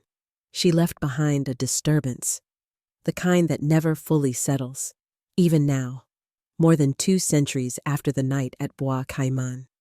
Her presence lingers, not as a fixed image, but as a question that refuses to disappear. Where does real power begin? Haiti has asked that question repeatedly, often under unbearable pressure. The nation has been punished for its existence, isolated for its defiance, and caricatured for its struggles. Again and again. Outsiders have framed Haiti as a failure, measuring it against standards designed by the very systems it once shattered. But those judgments miss the deeper truth. Haiti's revolution did not end in 1804. It entered a different phase. It became a continuous struggle over meaning, over who gets to define freedom, legitimacy, and humanity itself. And in that struggle, the forces Cécile represented never vanished. They adapted. Vodou endured, not as folklore, not as superstition, but as a living system of memory. It continued to offer Haitians a way to interpret suffering without surrendering dignity, to confront injustice without erasing complexity, to remember that history did not begin with colonial rule and would not end with it either. Cécile's legacy lives precisely there, not in dates or monuments, but in a worldview that insists people are more than what power assigns them to be, that insists suffering does not nullify worth, that insists freedom is not a gift bestowed by institutions, but a condition claimed internally and defended collectively. This is why her story still matters beyond Haiti. In every movement that begins outside formal structures, in every uprising dismissed as irrational or chaotic, in every struggle where belief precedes strategy, her shadow appears. She reminds us that change often starts where authority is weakest, among those who have nothing left to lose but fear itself. Modern audiences, especially those trained to value rational planning and institutional legitimacy above all else, often struggle with this idea. It feels unstable, uncomfortable, too close to chaos. But history suggests otherwise.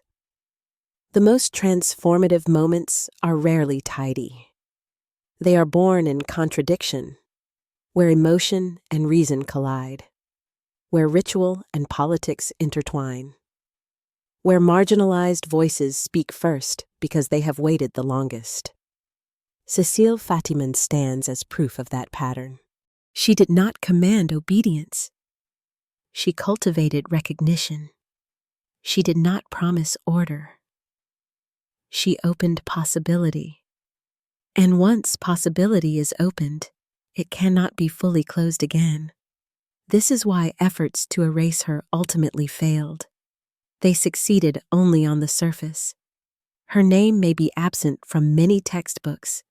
Her biography may remain incomplete, but the logic she embodied, the idea that belief can reorganize reality, continues to surface wherever people challenge systems that insist domination is natural and inevitable. In that sense, Cécile Fatiman was never meant to be remembered as an individual hero.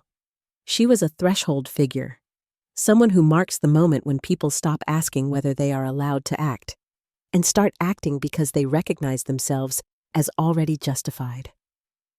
That moment happened at Bois Caïman.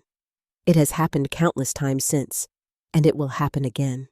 Because as long as there are systems built on silence, there will be those who gather quietly, often at night, who decide that fear no longer deserves their obedience.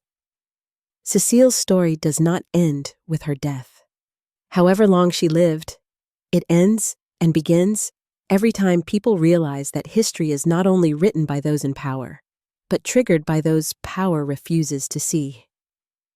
That is her final legacy, not a chapter closed, but a question left open. What other revolutions have already begun, waiting only for someone brave enough to give belief a voice? Every empire believes it understands violence. It counts weapons. It measures armies. It calculates supply lines and discipline. What it rarely understands is belief, especially belief born from people who have been stripped of everything else. That misunderstanding was France's fatal error in Saint-Domingue, and Cécile Fatiman stood at the center of it to colonial authorities. Vodou was noise, superstition, something to be mocked, banned, or beaten out of the enslaved population. They saw rituals as distractions, ceremonies as primitive theater, and spiritual leaders as curiosities at best, dangerous deceivers at worst. What they failed to grasp was that Vodou was not merely a religion, it was a system of survival. It carried history when history was forbidden. It preserved identity when names were taken away. It encoded resistance in song, rhythm, and symbol, languages overseers could hear without ever understanding. Cécile was trained within that system, which meant she understood something the colonizers never did. That belief does not oppose power, it reorganizes it. At Bois Caïman, belief became a weapon more effective than any blade available to the enslaved. Not because it killed directly, but because it dissolved the internal barriers that kept people obedient. Once those barriers collapsed, violence became thinkable, coordinated, and morally justified. This is the part history struggles to say out loud. The revolution did not begin when the first plantation burned. It began when people stopped believing their chains were permanent. Cécile helped create that moment, and moments like that are contagious. Once belief shifts, control becomes fragile. Punishment loses its deterrent power. Terror becomes unreliable. People no longer calculate survival the same way. They accept death as a possibility, and that acceptance terrifies empires more than rebellion itself, because empires are built on the assumption that people want to live under them. When that assumption fails, everything else follows. This is why belief has always been policed. Colonial powers banned drums, criminalized gatherings, feared ceremonies more than conspiracies. They sensed, instinctively, if not analytically, that something dangerous moved through these spaces, something that could not be easily monitored or stopped. Cécile Fatiman operated precisely within that blind spot. She did not need secrecy because she was invisible to the logic of power. Her authority did not resemble command. Her influence did not leave paperwork. Her actions could not be prosecuted after the fact. And yet, their effects were irreversible. This pattern did not end with Haiti. Across history, from enslaved communities to colonized nations to modern protest movements, belief has repeatedly served as the ignition point for transformation. Not belief as ideology imposed from above, but belief grown collectively, grounded in shared suffering and mutual recognition. Cécile represents the archetype of those who catalyze such shifts. They are rarely remembered clearly. They are often described vaguely. They are frequently doubted, because to take them seriously would require rewriting how power is understood. It would mean admitting that control is never total. That domination depends on internal compliance. That people labeled powerless often possess the most destabilizing resource of all, the ability to redefine what is acceptable. This is why Cécile Fatiman cannot be comfortably absorbed into history. She does not fit into neat categories. She resists reduction. She forces us to confront the uncomfortable truth that revolutions are not anomalies, they are consequences. Consequences of belief systems colliding. Consequences of people reaching a point where obedience costs more than resistance. Cécile did not create that cost. She named it. She made it visible. And once visible, it could no longer be ignored. This is what belief does when it becomes collective. This is what happens when fear stops functioning. Not chaos, but rupture. And rupture is where history actually changes direction. Empires do not fall because they lack strength. They fall because they misunderstand where strength actually lives. Saint-Domingue was the richest colony in the world. Its plantations produced unimaginable wealth. Its military presence was formidable. Its legal system was designed to control every aspect of enslaved life, from movement to marriage to memory itself.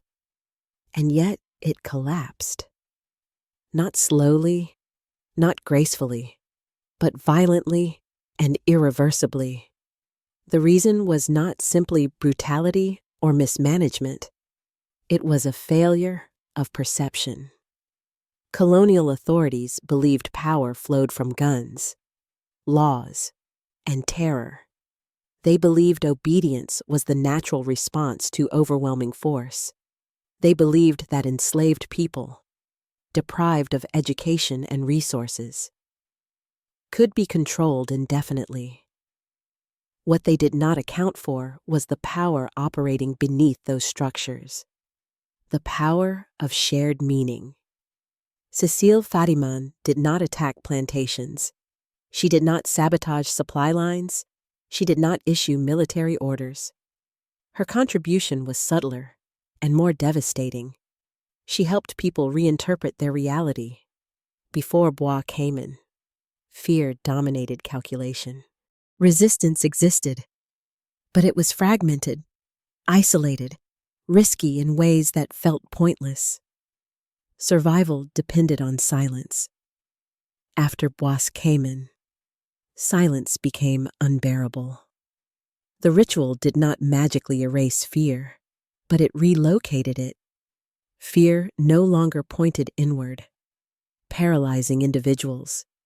It pointed outward, toward the system that caused it. That shift altered behavior in ways no colonial policy could counter.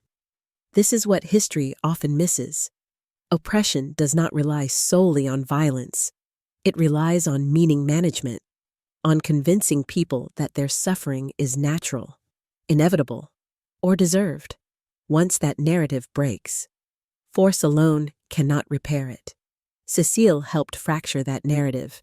She did so using tools colonial power could not effectively suppress: story, symbol, shared ancestry, spiritual legitimacy. These were not abstractions.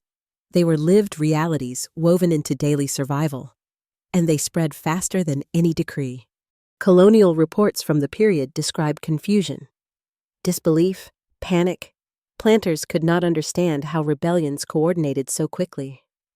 Why punishment no longer deterred. Why entire regions seemed to ignite at once. They blamed conspiracies, foreign agitators, external manipulation.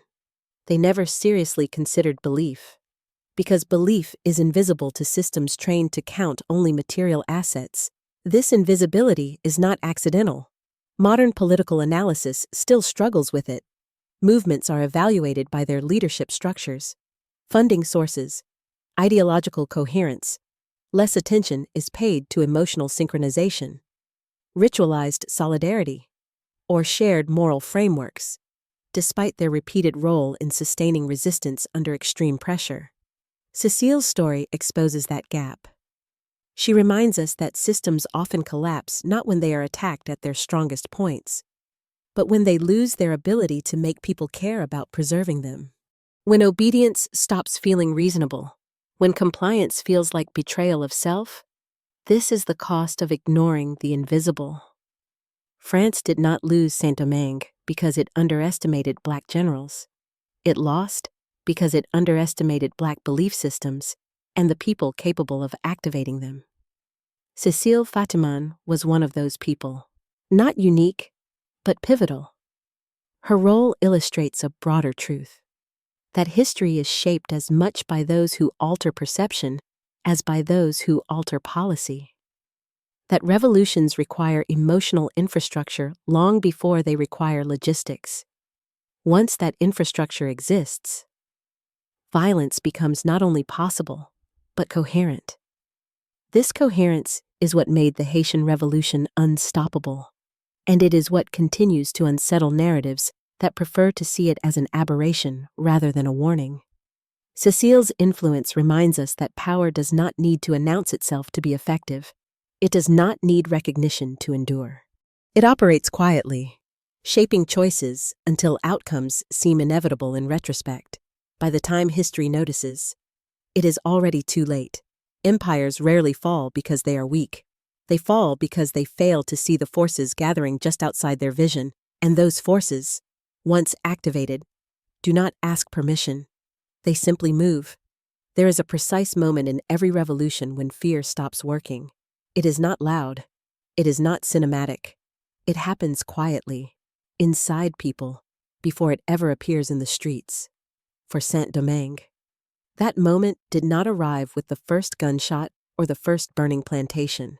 It arrived earlier, in the dark, under trees, among people who had already been taught that survival meant obedience. Cécile Fatiman stood at the edge of that moment. What she helped create was not recklessness, but permission. Permission to imagine a future that did not include submission. Permission to accept death as less terrifying than continued erasure. Permission to believe that violence, when directed at an unjust system, did not automatically strip one of humanity. This distinction matters. Empires depend on moral confusion. They survive by convincing the oppressed that resistance is uglier, more dangerous, and more immoral than endurance. That any act of defiance confirms the oppressor's narrative about savagery and inferiority. Cécile disrupted that logic. At Bois Caïman, resistance was reframed not as chaos, but as alignment, with ancestors, with spirits, with a moral order older than colonial law. Violence became tragic. Yes, but necessary.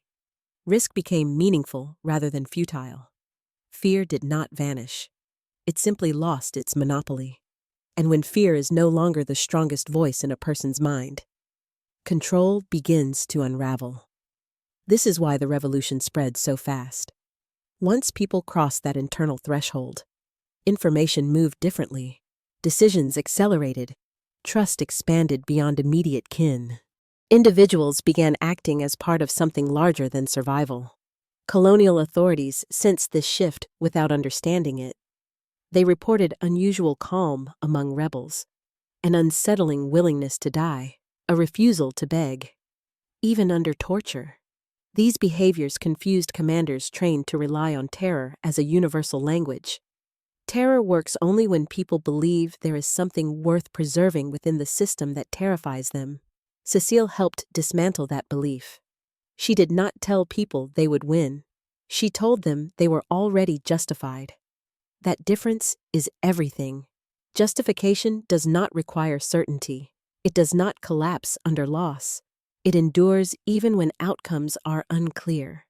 It allows people to continue acting long after rational calculations suggest surrender. This is why revolutions born from belief are so difficult to extinguish. They are not sustained by optimism. They are sustained by identity. Cécile's influence operated at that level. She helped people see themselves not as property temporarily rebelling, but as human beings reclaiming a stolen condition. Once that self-concept took hold, returning to obedience was no longer psychologically possible. Even defeat would not have restored the old order. This is the moment history rarely isolates. It prefers battles, declarations, dates. But the real turning point had already occurred. Fear had lost its authority. From that point on, violence was no longer merely reactive. It was directional, purposeful, integrated into a larger understanding of what had to be destroyed for something else to exist. Cécile did not design that destruction. She made it thinkable. And once something becomes thinkable to enough people at the same time, it becomes inevitable. This is the danger empires fail to anticipate. They assume compliance is natural, that terror is final, that resistance can be crushed if applied early enough and hard enough. But they underestimate the moment when fear stops persuading and belief takes over. That moment cannot be reversed. Saint-Domingue crossed it in 1791, and Cécile Fatiman was there when it happened. Not as a general, not as a ruler, but as a catalyst, the kind history notices only after the world has already changed, and wonders. Too late. How it ever thought the old order was permanent at all. Revolutions are loud when they begin. They burn, they scream, they force the world to look.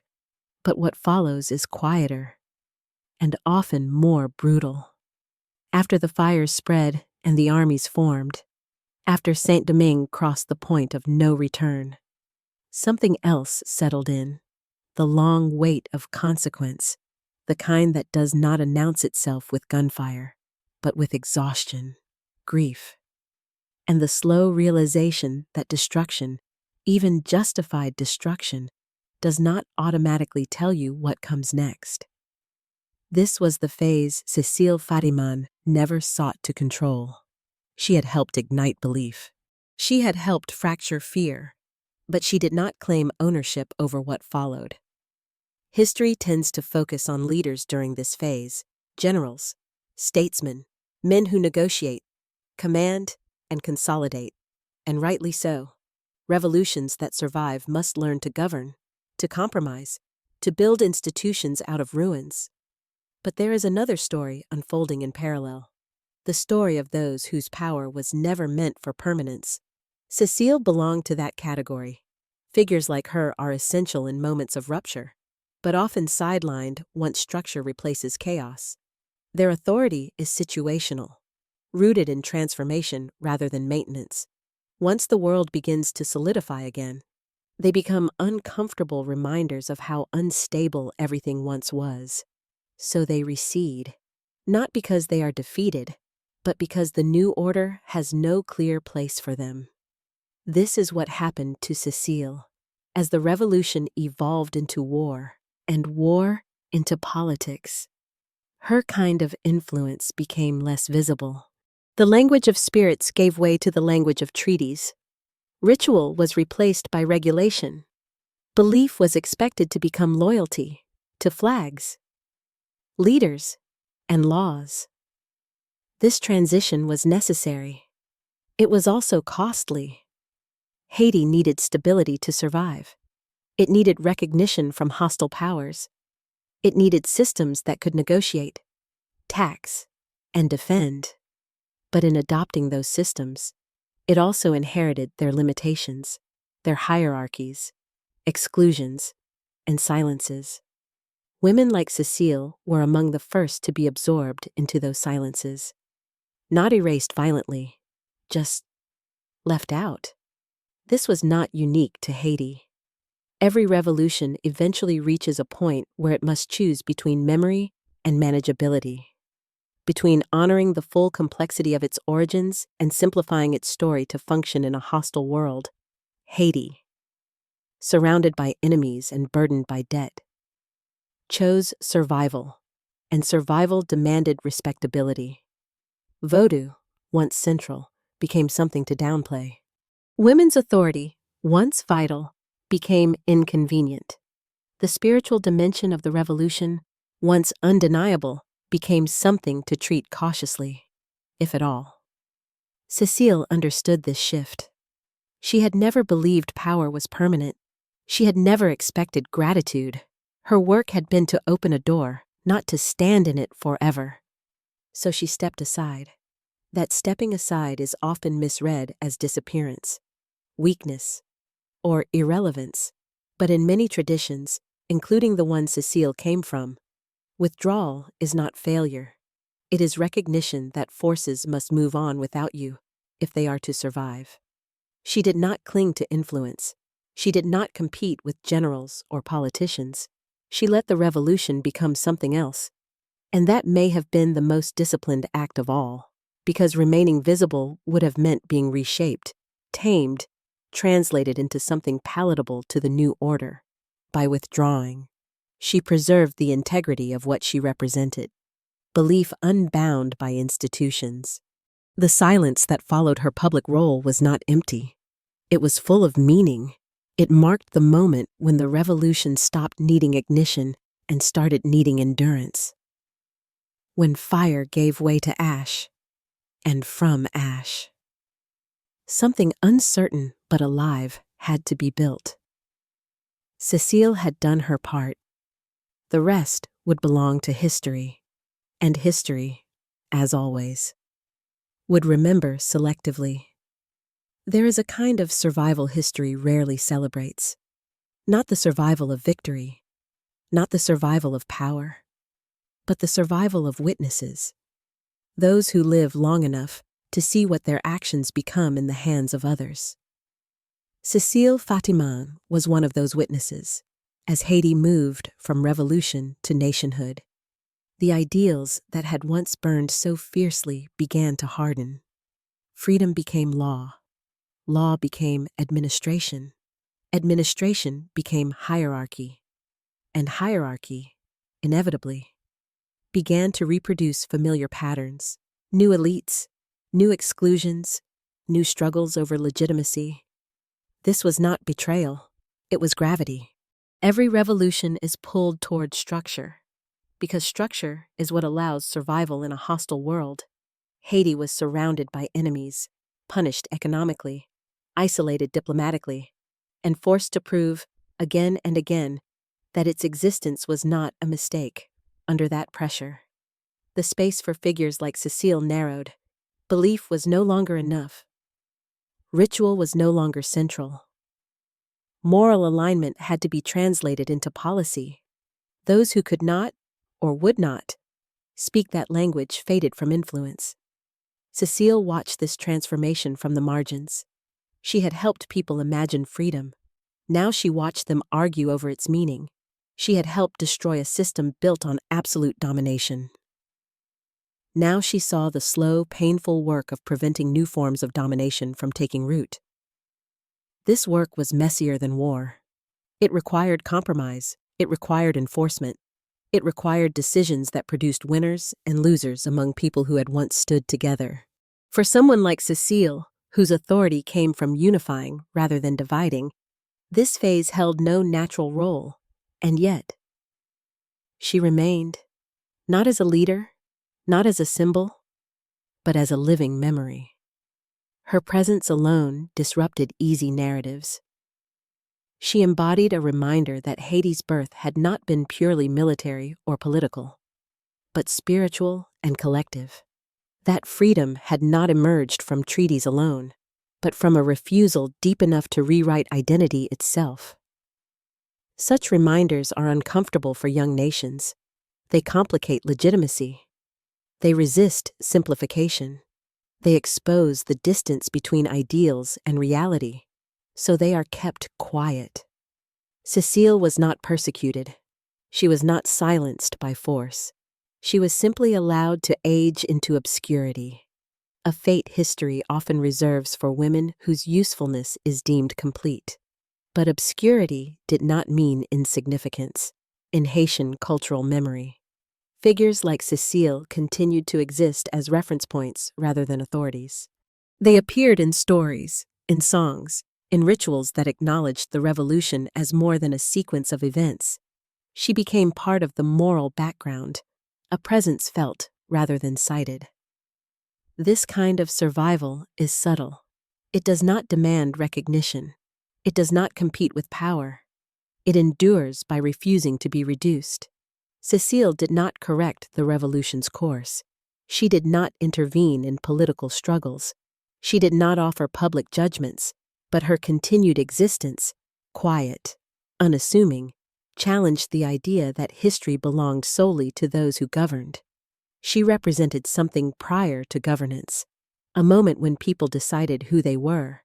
That decision could be compromised, delayed, even partially betrayed, but it could not be undone. Cécile had helped make it irreversible. To survive long enough to see that is both a gift and a burden. It means accepting that outcomes will never perfectly reflect intentions, that revolutions do not freeze at their most righteous moment, that the world you help create will move beyond you and may even contradict you at times. Cécile bore that burden without protest. She did not try to reclaim relevance. She did not demand acknowledgement. She trusted that what mattered most would outlive visibility, and in that trust, she revealed another truth history often avoids, that some forms of influence are meant to be temporary, that their success lies precisely in their disappearance. Once belief has done its work, it no longer needs its original voice. It lives on in those who act, imperfectly, painfully, persistently, within the world that belief helped bring into being. Cécile Fatiman survived not because she held on. She survived because she let go. When history moves forward, it rarely carries everyone with it. Some people are absorbed into institutions. Some are frozen as symbols. Others are left behind, not forgotten entirely, but relocated into quieter spaces where influence no longer looks like power. This is where Cécile Fatiman ultimately lived. Not in palaces, not in councils, not even in the official story of the revolution she helped ignite.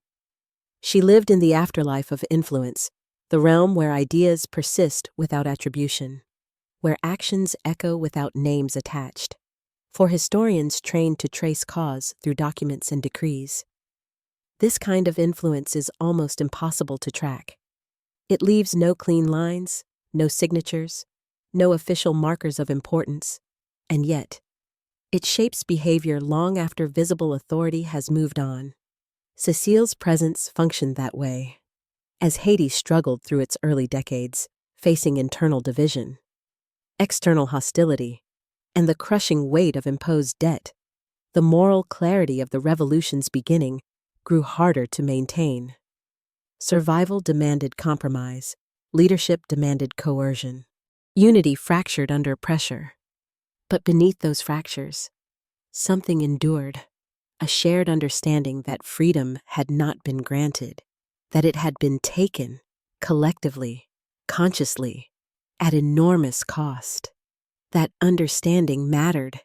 It shaped how Haitians interpreted hardship. It prevented defeat from becoming submission. It allowed suffering to be contextualized not as failure, but as continuation of an unfinished struggle. This is not romanticism. It is resilience, and resilience is rarely born in offices or battlefields alone. It is cultivated in moments of shared meaning, moments like the one Cécile helped create. Her influence survived not because people spoke her name constantly, but because they did not need to. The ideas she activated had become woven into collective identity. They no longer belonged to her. This is the paradox of catalytic figures. Their greatest success ensures their eventual invisibility. Once belief becomes communal, the originator fades. Once fear is broken collectively, no single person can claim credit.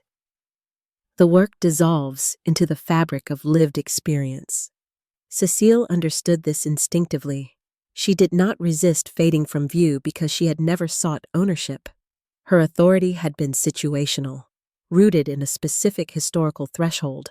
Once that threshold was crossed, remaining visible would have risked distorting what she represented. Better to disappear than to be misused. Better to become memory than monument. In many traditions, this is considered wisdom, the refusal to cling, the acceptance that impact outlives presence. History, however, often misreads this wisdom as absence. It searches for leaders where leadership no longer looks like command. It looks for legacy where legacy has already dissolved into everyday assumptions. So Cécile becomes difficult to locate. She is not easily celebrated. She is not easily criticized. She exists in the uncomfortable space between acknowledgement and omission. And that discomfort tells us something important. It reveals how poorly history accounts for the kinds of labor that make transformation possible in the first place. Emotional labor, spiritual labor, the labor of alignment, bringing people into a shared understanding of themselves and their limits. These forms of labor are foundational. They are also feminized, racialized, and dismissed. Cécile's quiet afterlife exposes that pattern. She reminds us that not all power seeks permanence, that some influence is designed to vanish once its purpose is fulfilled, that disappearance can be a form of completion rather than loss. Her story ends without spectacle. No dramatic final act, no recorded last words, just the slow passage from presence to memory. And yet, that memory, fragmented, debated, incomplete, continues to trouble the narratives built around it. Because somewhere beneath the official accounts, beneath the arguments over dates and details, persists a simpler truth that before Haiti could exist as a nation, its people had to believe, together, that their lives were worth more than survival. Cécile Fatiman helped make that belief possible. History may struggle to place her, but the world she helped change has never been able to fully escape her influence, and perhaps that is the most honest form of legacy there is. At some point, history grows impatient. It wants conclusions. It wants timelines neatly wrapped. It wants to declare that a story is finished. Cécile Fatiman resists that impulse, even now. Historians cannot agree on the most basic facts of her later life. The year of her death is disputed. Her age at death stretches into legend. Her final years blur into speculation. Archives thin out. Certainty dissolves. For conventional history, this is a problem. For the kind of influence Cécile represented, it is inevitable. She was never meant to be contained by documentation. Her significance does not depend on precise dates or verified records. It depends on continuity, on the fact that what she helped unleash did not require her ongoing presence to survive. Still, history keeps trying to close the case. Was she truly at Bois Caïman? Was her role exaggerated? Did Vodou really matter that much? These questions are asked repeatedly, often with an air of skepticism that reveals more about the questioner than the subject, because what is really being tested is not evidence. It is comfort. Accepting Cécile Fatiman's role means accepting that history is not always driven by rational actors making strategic choices in clean environments. It means accepting that belief. Ritual and emotion are not side effects of politics, but engines of it. That is a difficult admission for disciplines built on control and predictability. So, instead of expanding the framework, history often tries to narrow the figure. To reduce Cécile to a symbol, or to a myth, or to an unverifiable anecdote. Anything that allows the larger implication to be dismissed. But something interesting happens every time the case is closed. It reopens. New scholars return to the question. Artists reimagine the moment. Communities continue to tell the story, not always the same way, but always with the same insistence that something essential happened, and that a woman named Cécile Fatiman was part of it. That persistence matters, because myths that do not correspond to lived truth tend to fade. They lose relevance. They stop being told. Cécile's story has not done that. It has changed form, but not function. It continues to point toward the same insight, that Haiti's revolution was not only a political event, but a moral rupture that required belief as much as force. History may want closure, but revolutions do not offer it. They echo forward, creating consequences that cannot be cleanly summarized. They leave behind figures who refuse to stay in the past, who intrude on the present whenever questions of power, resistance, and legitimacy arise. Cécile is one of those figures. Her unfinished biography is not a flaw. It is a signal. It tells us we are looking for the wrong kind of proof. The question is not whether every detail of her life can be verified. The question is why her presence continues to feel necessary when discussing how the Haitian Revolution actually began. Why removing her makes the story less complete. Why her absence creates a gap logic cannot fill. History keeps trying to close the case on Cécile Fatiman. But every attempt only reveals the same truth. Some stories do not end because they were never only about one person. They were about a shift in how people understood themselves, and that shift is still unfolding. When history becomes uncomfortable with a figure, it often chooses a familiar escape route. It calls them a myth. Not in the poetic sense, but in the dismissive one. A way of saying, interesting story, but not serious history. This is the fate that has hovered over Cécile Fatiman for generations. Labeling her a myth solves several problems at once. It allows historians to sidestep the challenge she poses to conventional explanations of revolution. It preserves a hierarchy where political change flows from rational men, written plans, and formal leadership, and it keeps belief safely contained in the realm of folklore, colorful, emotional, but ultimately non-threatening. But this move comes at a cost, because reducing Cécile to myth does not make the Haitian Revolution clearer. It makes it harder to explain.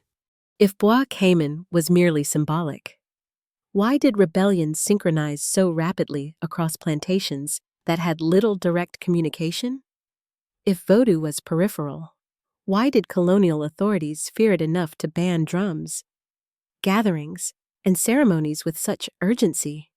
If belief was irrelevant, why did terror suddenly fail as a tool of control? Calling her a myth avoids these questions. It does not answer them. There is a crucial distinction history often blurs. Myth is not the same as falsehood. Myths are systems of meaning. They organize memory. They encode lessons that raw facts alone cannot carry. When a society preserves a figure through myth, it is often because that figure represents a truth too complex or too threatening to be reduced to documentation. Cécile Fatiman occupies that space. Her story is not preserved because Haitians lacked facts. It is preserved because the function of her role mattered more than the precision of its details. Whether every word spoken at Bois Caïman can be reconstructed is less important than the reality that a shared belief was activated, and that activation changed history.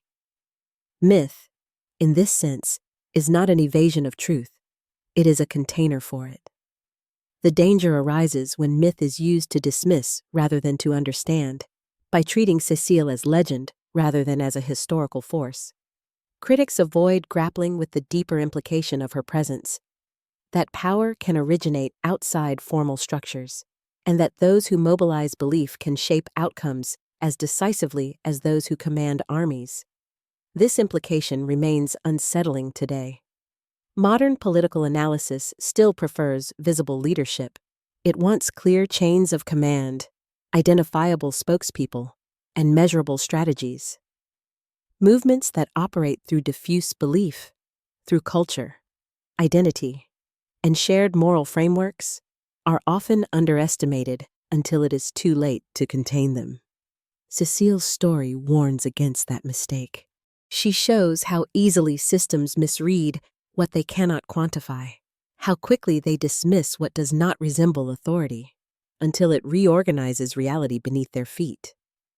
Reducing her to myth is not just inaccurate, it is dangerous, because it trains us to overlook the early signs of transformation. It teaches us to ignore the spaces where belief is forming, where people are quietly recalibrating what they are willing to accept, endure, or destroy. That recalibration always precedes rupture. Cécile did not invent that process. She embodied it.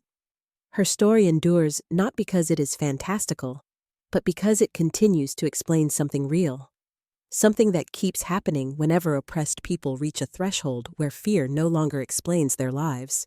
History may prefer clean categories, fact or fiction, leader or follower, political or spiritual. Cécile refuses those binaries.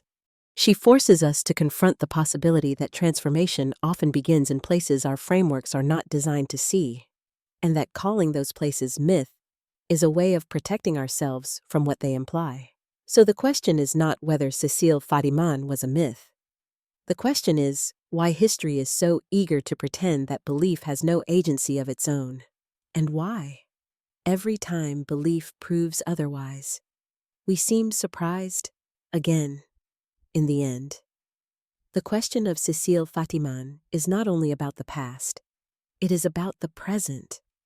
How we interpret her story reveals how we understand power, legitimacy, and change today. It exposes the limits of the frameworks we rely on to make sense of history, and the blind spots we carry forward, often without realizing it. Because the discomfort around Cécile is not accidental. She sits at the intersection of everything modern narratives struggle with: a woman, enslaved, spiritual, operating outside formal authority, shaping one of the most consequential revolutions in history. To take her seriously requires more than adding a name to a timeline. It requires rethinking what counts as action, what counts as leadership, and what counts as evidence. That is a heavy demand, so instead, history often treats her cautiously, acknowledging her existence without fully engaging her implications. She becomes a footnote, a curiosity, or a symbolic flourish rather than a structural force. But symbols do not reorganize empires. People do, and people act based on how they understand themselves and the world around them. Cécile's story forces us to confront the fact that self-understanding, collective, emotional, spiritual, is not a secondary factor in political change. It is often the decisive one. Long before policies shift or institutions collapse, people quietly renegotiate what they believe is acceptable, possible, and justified. That renegotiation is rarely visible to those in power. It does not announce itself with demands or manifestos. It circulates through stories, rituals, shared grievances, and moments of recognition. It spreads horizontally, not vertically. By the time it becomes legible to authorities, it has already done its most important work. This is what happened in Saint-Domingue, and this is what continues to happen, again and again. Whenever systems assume compliance is permanent, Cécile Fatiman reminds us that revolutions are not glitches in otherwise stable systems. They are revelations, exposures of assumptions that were never as solid as they appeared. The assumption that fear guarantees obedience, that domination erases dignity, that belief without weapons is harmless. Her story tells us how wrong those assumptions can be. It also challenges how we think about agency. Modern culture often equates agency with visibility, speaking publicly, leading formally, being recorded. But Cécile's influence shows that agency can be exercised through alignment rather than command, through meaning rather than instruction, through presence rather than proclamation. That kind of agency is harder to see and easier to dismiss, especially when it comes from people history has trained itself not to notice. This is why Cécile's story still unsettles, because if we acknowledge her fully, we are forced to ask uncomfortable questions about how many other figures have been minimized or erased, not because they were insignificant, but because they operated outside the boundaries of what power recognizes. How many movements have been misunderstood because analysts looked for leaders instead of listening for belief? How many warnings have been missed because early signals were emotional, spiritual, or cultural rather than institutional? How often do we mistake silence for passivity when it is actually incubation? Cécile Fatiman stands as a reminder that history's most transformative forces often appear illegible until they are unstoppable. Her story is not an anomaly. It is a pattern. And patterns, once recognized, are harder to ignore. This is why her name continues to surface, not only in historical debates, but in broader conversations about resistance, memory, and power. She gives language to something many people sense but struggle to articulate. That change often begins before it can be measured. Led or controlled, by the time it is visible, it is already too late to stop. Cécile did not leave us with instructions. She left us with a lens, a way of seeing how belief moves through people, how fear loses authority, how systems collapse from the inside long before they fall from the outside. Whether we choose to look through that lens or keep calling it myth says less about her than it does about us. And that may be the most enduring part of her legacy. Every great historical force leaves something unresolved, not a mystery to be solved, but a question that refuses to go away. Cécile Fatiman left one of those questions behind her. It is not who she was, or even what exactly she did. It is this: why do we keep underestimating the moment before people act? History loves outcomes.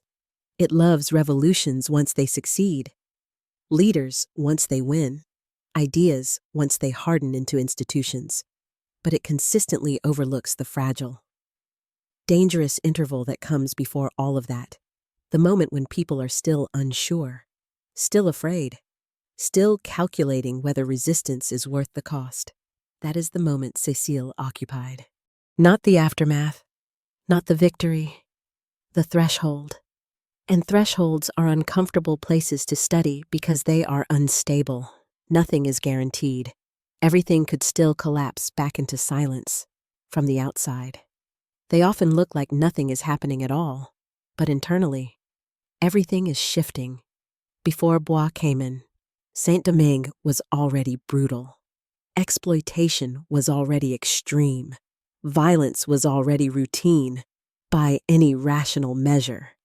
Conditions were unbearable, and yet, unbearable conditions alone had not produced a unified revolt. This is the failure of purely material explanations. Suffering explains why people might want change. It does not explain when they decide they are allowed to pursue it. That decision requires a different kind of catalyst. Cécile's role forces us to confront that reality. She did not introduce suffering. She did not invent resistance. What she helped provide was authorization, not from law, not from leaders, but from something deeper and older than both. A sense that obedience was no longer morally coherent. Once that coherence collapsed, action followed rapidly. This is the part history keeps missing. It keeps asking why people rebel after they do, instead of asking how fear stops governing behavior before they do. And because it misses that moment, it repeats the same mistakes again and again. Systems assume that control is stable because rebellion is not yet visible.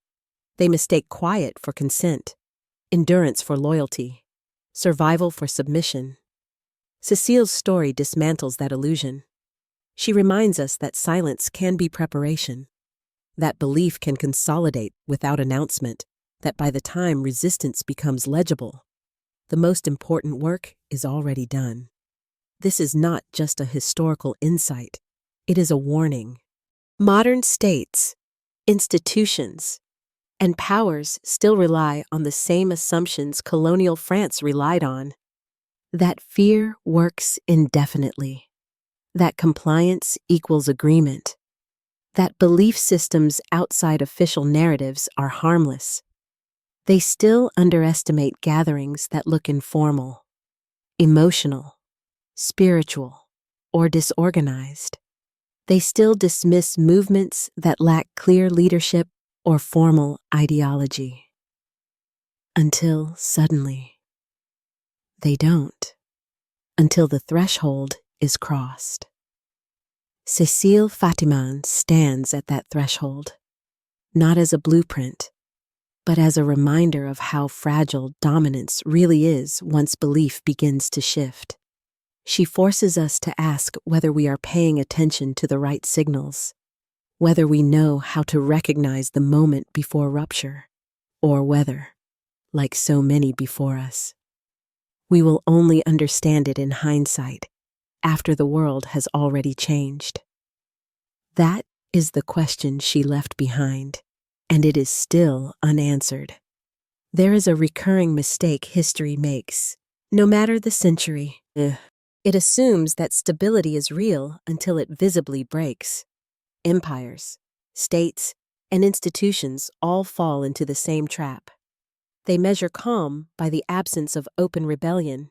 They count productivity, compliance, and silence as proof that order still holds. They believe power is intact as long as fear continues to regulate behavior. But fear does not disappear loudly. It erodes, slowly, quietly, internally. This is the moment history almost always misreads. In Saint-Domingue, the signs were everywhere, yet nowhere official. Songs changed, rituals deepened, stories circulated differently. People listened more carefully to one another. Small acts of defiance stopped feeling isolated and began to feel connected to colonial authorities. These shifts were invisible to people like Cécile Fatiman. They were unmistakable. She did not create fear's erosion. She recognized it and helped give it direction. She stood inside a moment when fear was no longer sufficient to explain life. But belief had not yet crystallized into action. That is the most dangerous phase for any system of domination, because once fear weakens, power must either transform or collapse. Saint-Domingue's rulers did neither. They responded with more violence, more restrictions, more punishment. They tightened control without realizing that control itself had lost legitimacy. Each act of repression confirmed what people were already beginning to feel, that the system was not merely cruel, but hollow. Cécile's presence at Bois Caïman did not cause this realization. It synchronized it. She helped align individual doubts into collective certainty. She helped people understand that what they were feeling was not personal weakness, but shared recognition. And once recognition becomes shared, it accelerates beyond any single person's control. This is the part that continues to unsettle modern observers. Because it suggests that systems rarely collapse due to sudden shocks alone. They collapse because they fail to notice when fear stops doing its job, and because they have no alternative source of legitimacy to replace it. Belief fills that vacuum. Not belief imposed from above, but belief emerging horizontally through culture, memory, identity, and moral intuition. It does not announce itself in policy language. It does not ask for permission. It spreads through resonance. Cécile understood resonance. She understood that people do not act because they are convinced by arguments alone. They act when something clicks, when internal conflict resolves into clarity. When fear and dignity are no longer evenly balanced, that click is not measurable, but it is decisive. History tends to focus on leaders who appear after that moment, those who organize armies, negotiate treaties, and sign documents. These figures are easier to study, their actions leave records, their decisions can be debated. But by the time they appear, the hardest work is already done. The internal shift has already occurred. Cécile represents that invisible labor. She reminds us that revolutions do not begin with commands. They begin with consent, specifically. The withdrawal of consent from systems that depend on it. That withdrawal does not require unanimity. It does not require ideology. It requires a threshold number of people reaching the same conclusion at roughly the same time. This no longer makes sense. Once that conclusion spreads, power becomes brittle. Saint-Domingue shattered not because France lacked strength, but because France misunderstood the moment it was in. It mistook endurance for acceptance, silence for stability, fear for loyalty. Cécile Fatiman stands as a warning against that misreading.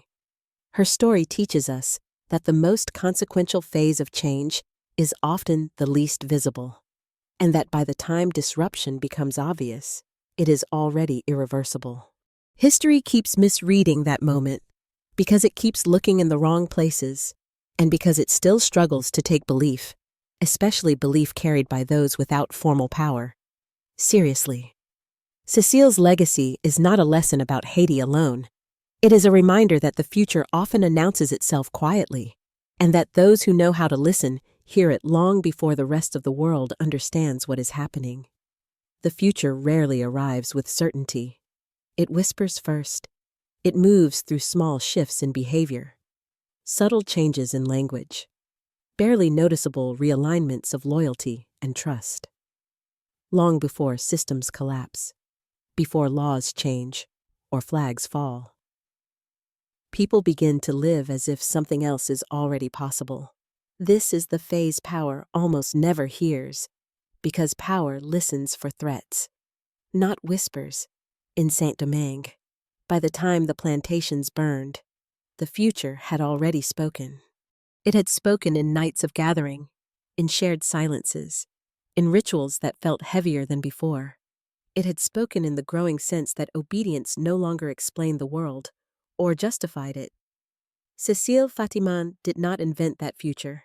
She listened to it, and more importantly, she helped others recognize its voice. This is a rare skill. It cannot be taught easily. It requires proximity to people's inner lives, an understanding of how fear, hope, memory, and dignity interact beneath the surface of daily survival. It requires knowing when a community is no longer asking if change will come, but what kind of change it will be. Cécile stood at that intersection. She did not demand belief. She articulated what many were already feeling, but had not yet named. She gave shape to an intuition that had been forming quietly, unevenly, across lives shaped by violence and endurance.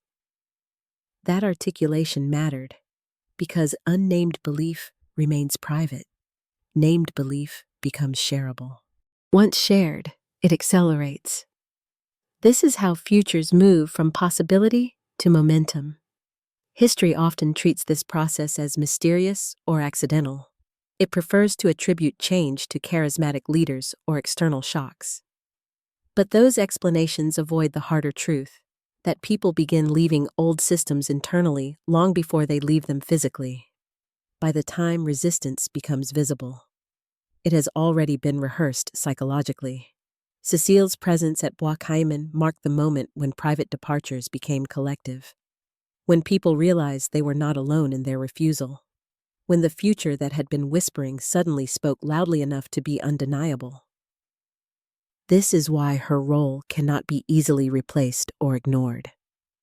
She represents the translation point between internal change and external action, the moment when belief crosses from thought into movement. Without that translation, dissatisfaction can persist indefinitely without rupture. Out with it, even the most entrenched systems become vulnerable. This dynamic is not confined to the past. Every era has its own Bois Caïman moments, gatherings, conversations, cultural shifts that seem insignificant until they are recognized in retrospect as turning points. They are rarely documented as they happen. They are often dismissed as symbolic, emotional, or marginal, until suddenly, they are not. Cécile Fatiman's story teaches us to take those moments seriously, not because they guarantee success, not because they always lead to justice, but because they reveal when a society is crossing an internal threshold. Once crossed, returning to the old order becomes increasingly difficult, sometimes impossible. This is why power fears gatherings it cannot decode, rituals it cannot regulate, belief systems it cannot translate into policy language. These are the spaces where futures are rehearsed without permission. Cécile understood that. She did not claim to know what Haiti would become. She did not promise clarity, stability, or peace. She recognized only that the present had become incoherent, and that people were ready to live according to a different logic. That recognition was enough. History tends to celebrate those who shape the world after the future arrives. It rarely honors those who hear it coming. Cécile Fatiman was one of the latter. She listened when the future spoke softly, and by helping others hear it too, she ensured that when the moment came, it would not pass unnoticed. The world that followed may not have fulfilled every hope born that night, but it could never return to what it had been before. And that is how futures begin. Not with certainty, but with a shared refusal to pretend the present still makes sense. By the time history tried to make sense of Cécile Fatiman, it was already too late. She did not fit. She did not fit into the structure of biographies built around achievement and authority. She did not fit into timelines that move cleanly from cause to effect. She did not fit into categories that separate the spiritual from the political, the emotional from the strategic, the personal from the historical. So, history did what it often does in such cases. It shrank her. It reduced her to a moment rather than a life, to a ritual rather than a role, to a name mentioned once, briefly, and then passed over. But Cécile Fatiman was never meant to be contained by a single night in a forest. She was the product of forces history rarely tracks, the slow accumulation of memory across generations, the quiet transmission of meaning through bodies rather than books, the resilience of belief under conditions designed to erase it.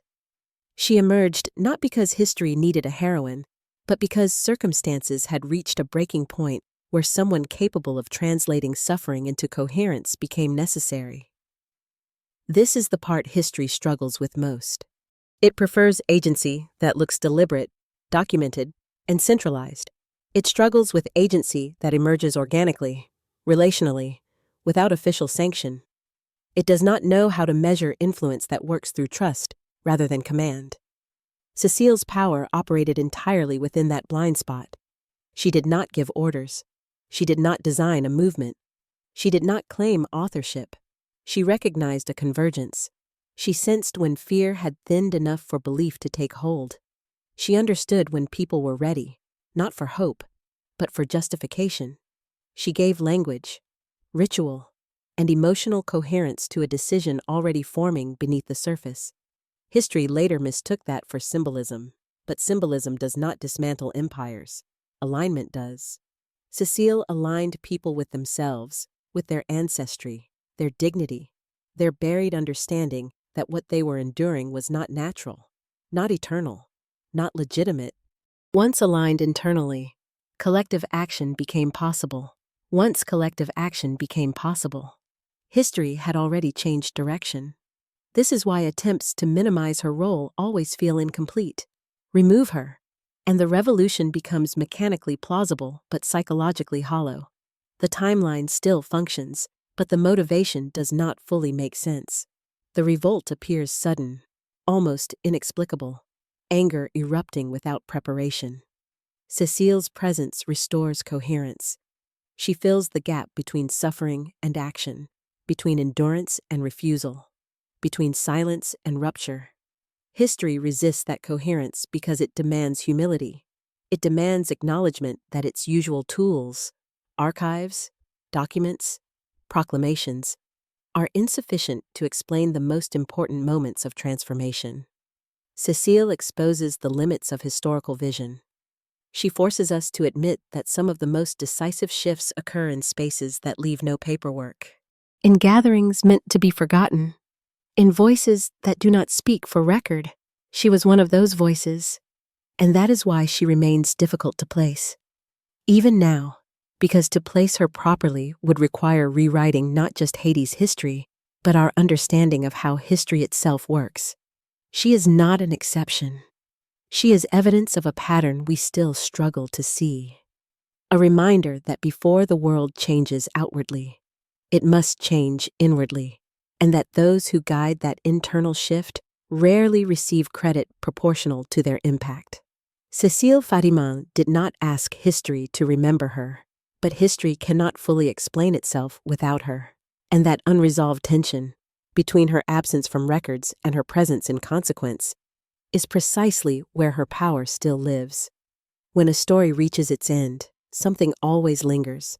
Not a moral neatly wrapped, not a conclusion everyone agrees on, but a residue, a feeling that some part of the truth cannot be fully spoken. That residue is what remains of Cécile Fatiman. After the debates quiet, after the timelines are drawn and redrawn, after historians argue over sources and skeptics dismiss what cannot be verified, something still resists closure, because the impact of her presence is larger than the evidence we can gather about her life. What remains is not certainty. It is clarity. Clarity about how revolutions actually begin, about the kinds of power that move people before institutions respond, about the roles history systematically undercounts because they do not look like leadership in its most familiar forms. Cécile's story leaves us with that clarity. It tells us that belief is not an accessory to politics. It is its precondition. that before people can act collectively, they must first see themselves differently, must recognize their suffering as unjust rather than inevitable, their fear as imposed rather than natural. She helped catalyze that recognition. And once it occurred, no amount of force could fully reverse it. That is what remains after her story ends. Not the details of her biography, not the precision of her age or death, but the demonstration that influence can be real even when it is not legible to power. This matters because the same dynamics are still with us. We still live in systems that mistake silence for consent, that dismiss belief systems outside official narratives as irrational or irrelevant, that underestimate movements until they can no longer be contained. Cécile's story warns us against those habits of thought. It asks us to pay attention to the early signs of internal change, to the moments when people stop asking for permission and start reevaluating what they owe the systems that govern them. Those moments do not always look dramatic. They look like conversations, like rituals, like shared refusals that have not yet found public language. They look, in other words, like nothing, until they become everything. Cécile Fatiman reminds us that history is often decided long before it becomes visible. She challenges us to expand our understanding of agency, to take seriously the forces that operate through culture, emotion, and shared meaning. She forces us to acknowledge that the foundations of change are often laid by those who never occupy formal positions of power. And she does so without demanding recognition. Her legacy is not instruction, it is perspective, a way of seeing how systems unravel from within, how belief travels faster than repression, how futures announce themselves quietly before they arrive with force. After her story ends, what remains is a responsibility. The responsibility to ask better questions, to listen more carefully, to notice the spaces where belief is forming rather than waiting for outcomes to explain themselves. History may continue to struggle with Cécile Fatiman, but perhaps that struggle is the point, because in wrestling with her story, we are forced to confront the limits of our own frameworks, and to admit that some of the most powerful forces shaping our world still operate just beyond what we are trained to see. That is what remains, and it is enough. In the end, Cécile Fatiman does not ask to be understood. She asks to be heard, not as a relic of the past, not as a symbol polished smooth by repetition, but as a reminder of how fragile certainty really is, how easily the stories we tell about power, order, and inevitability can fracture when examined from the margins.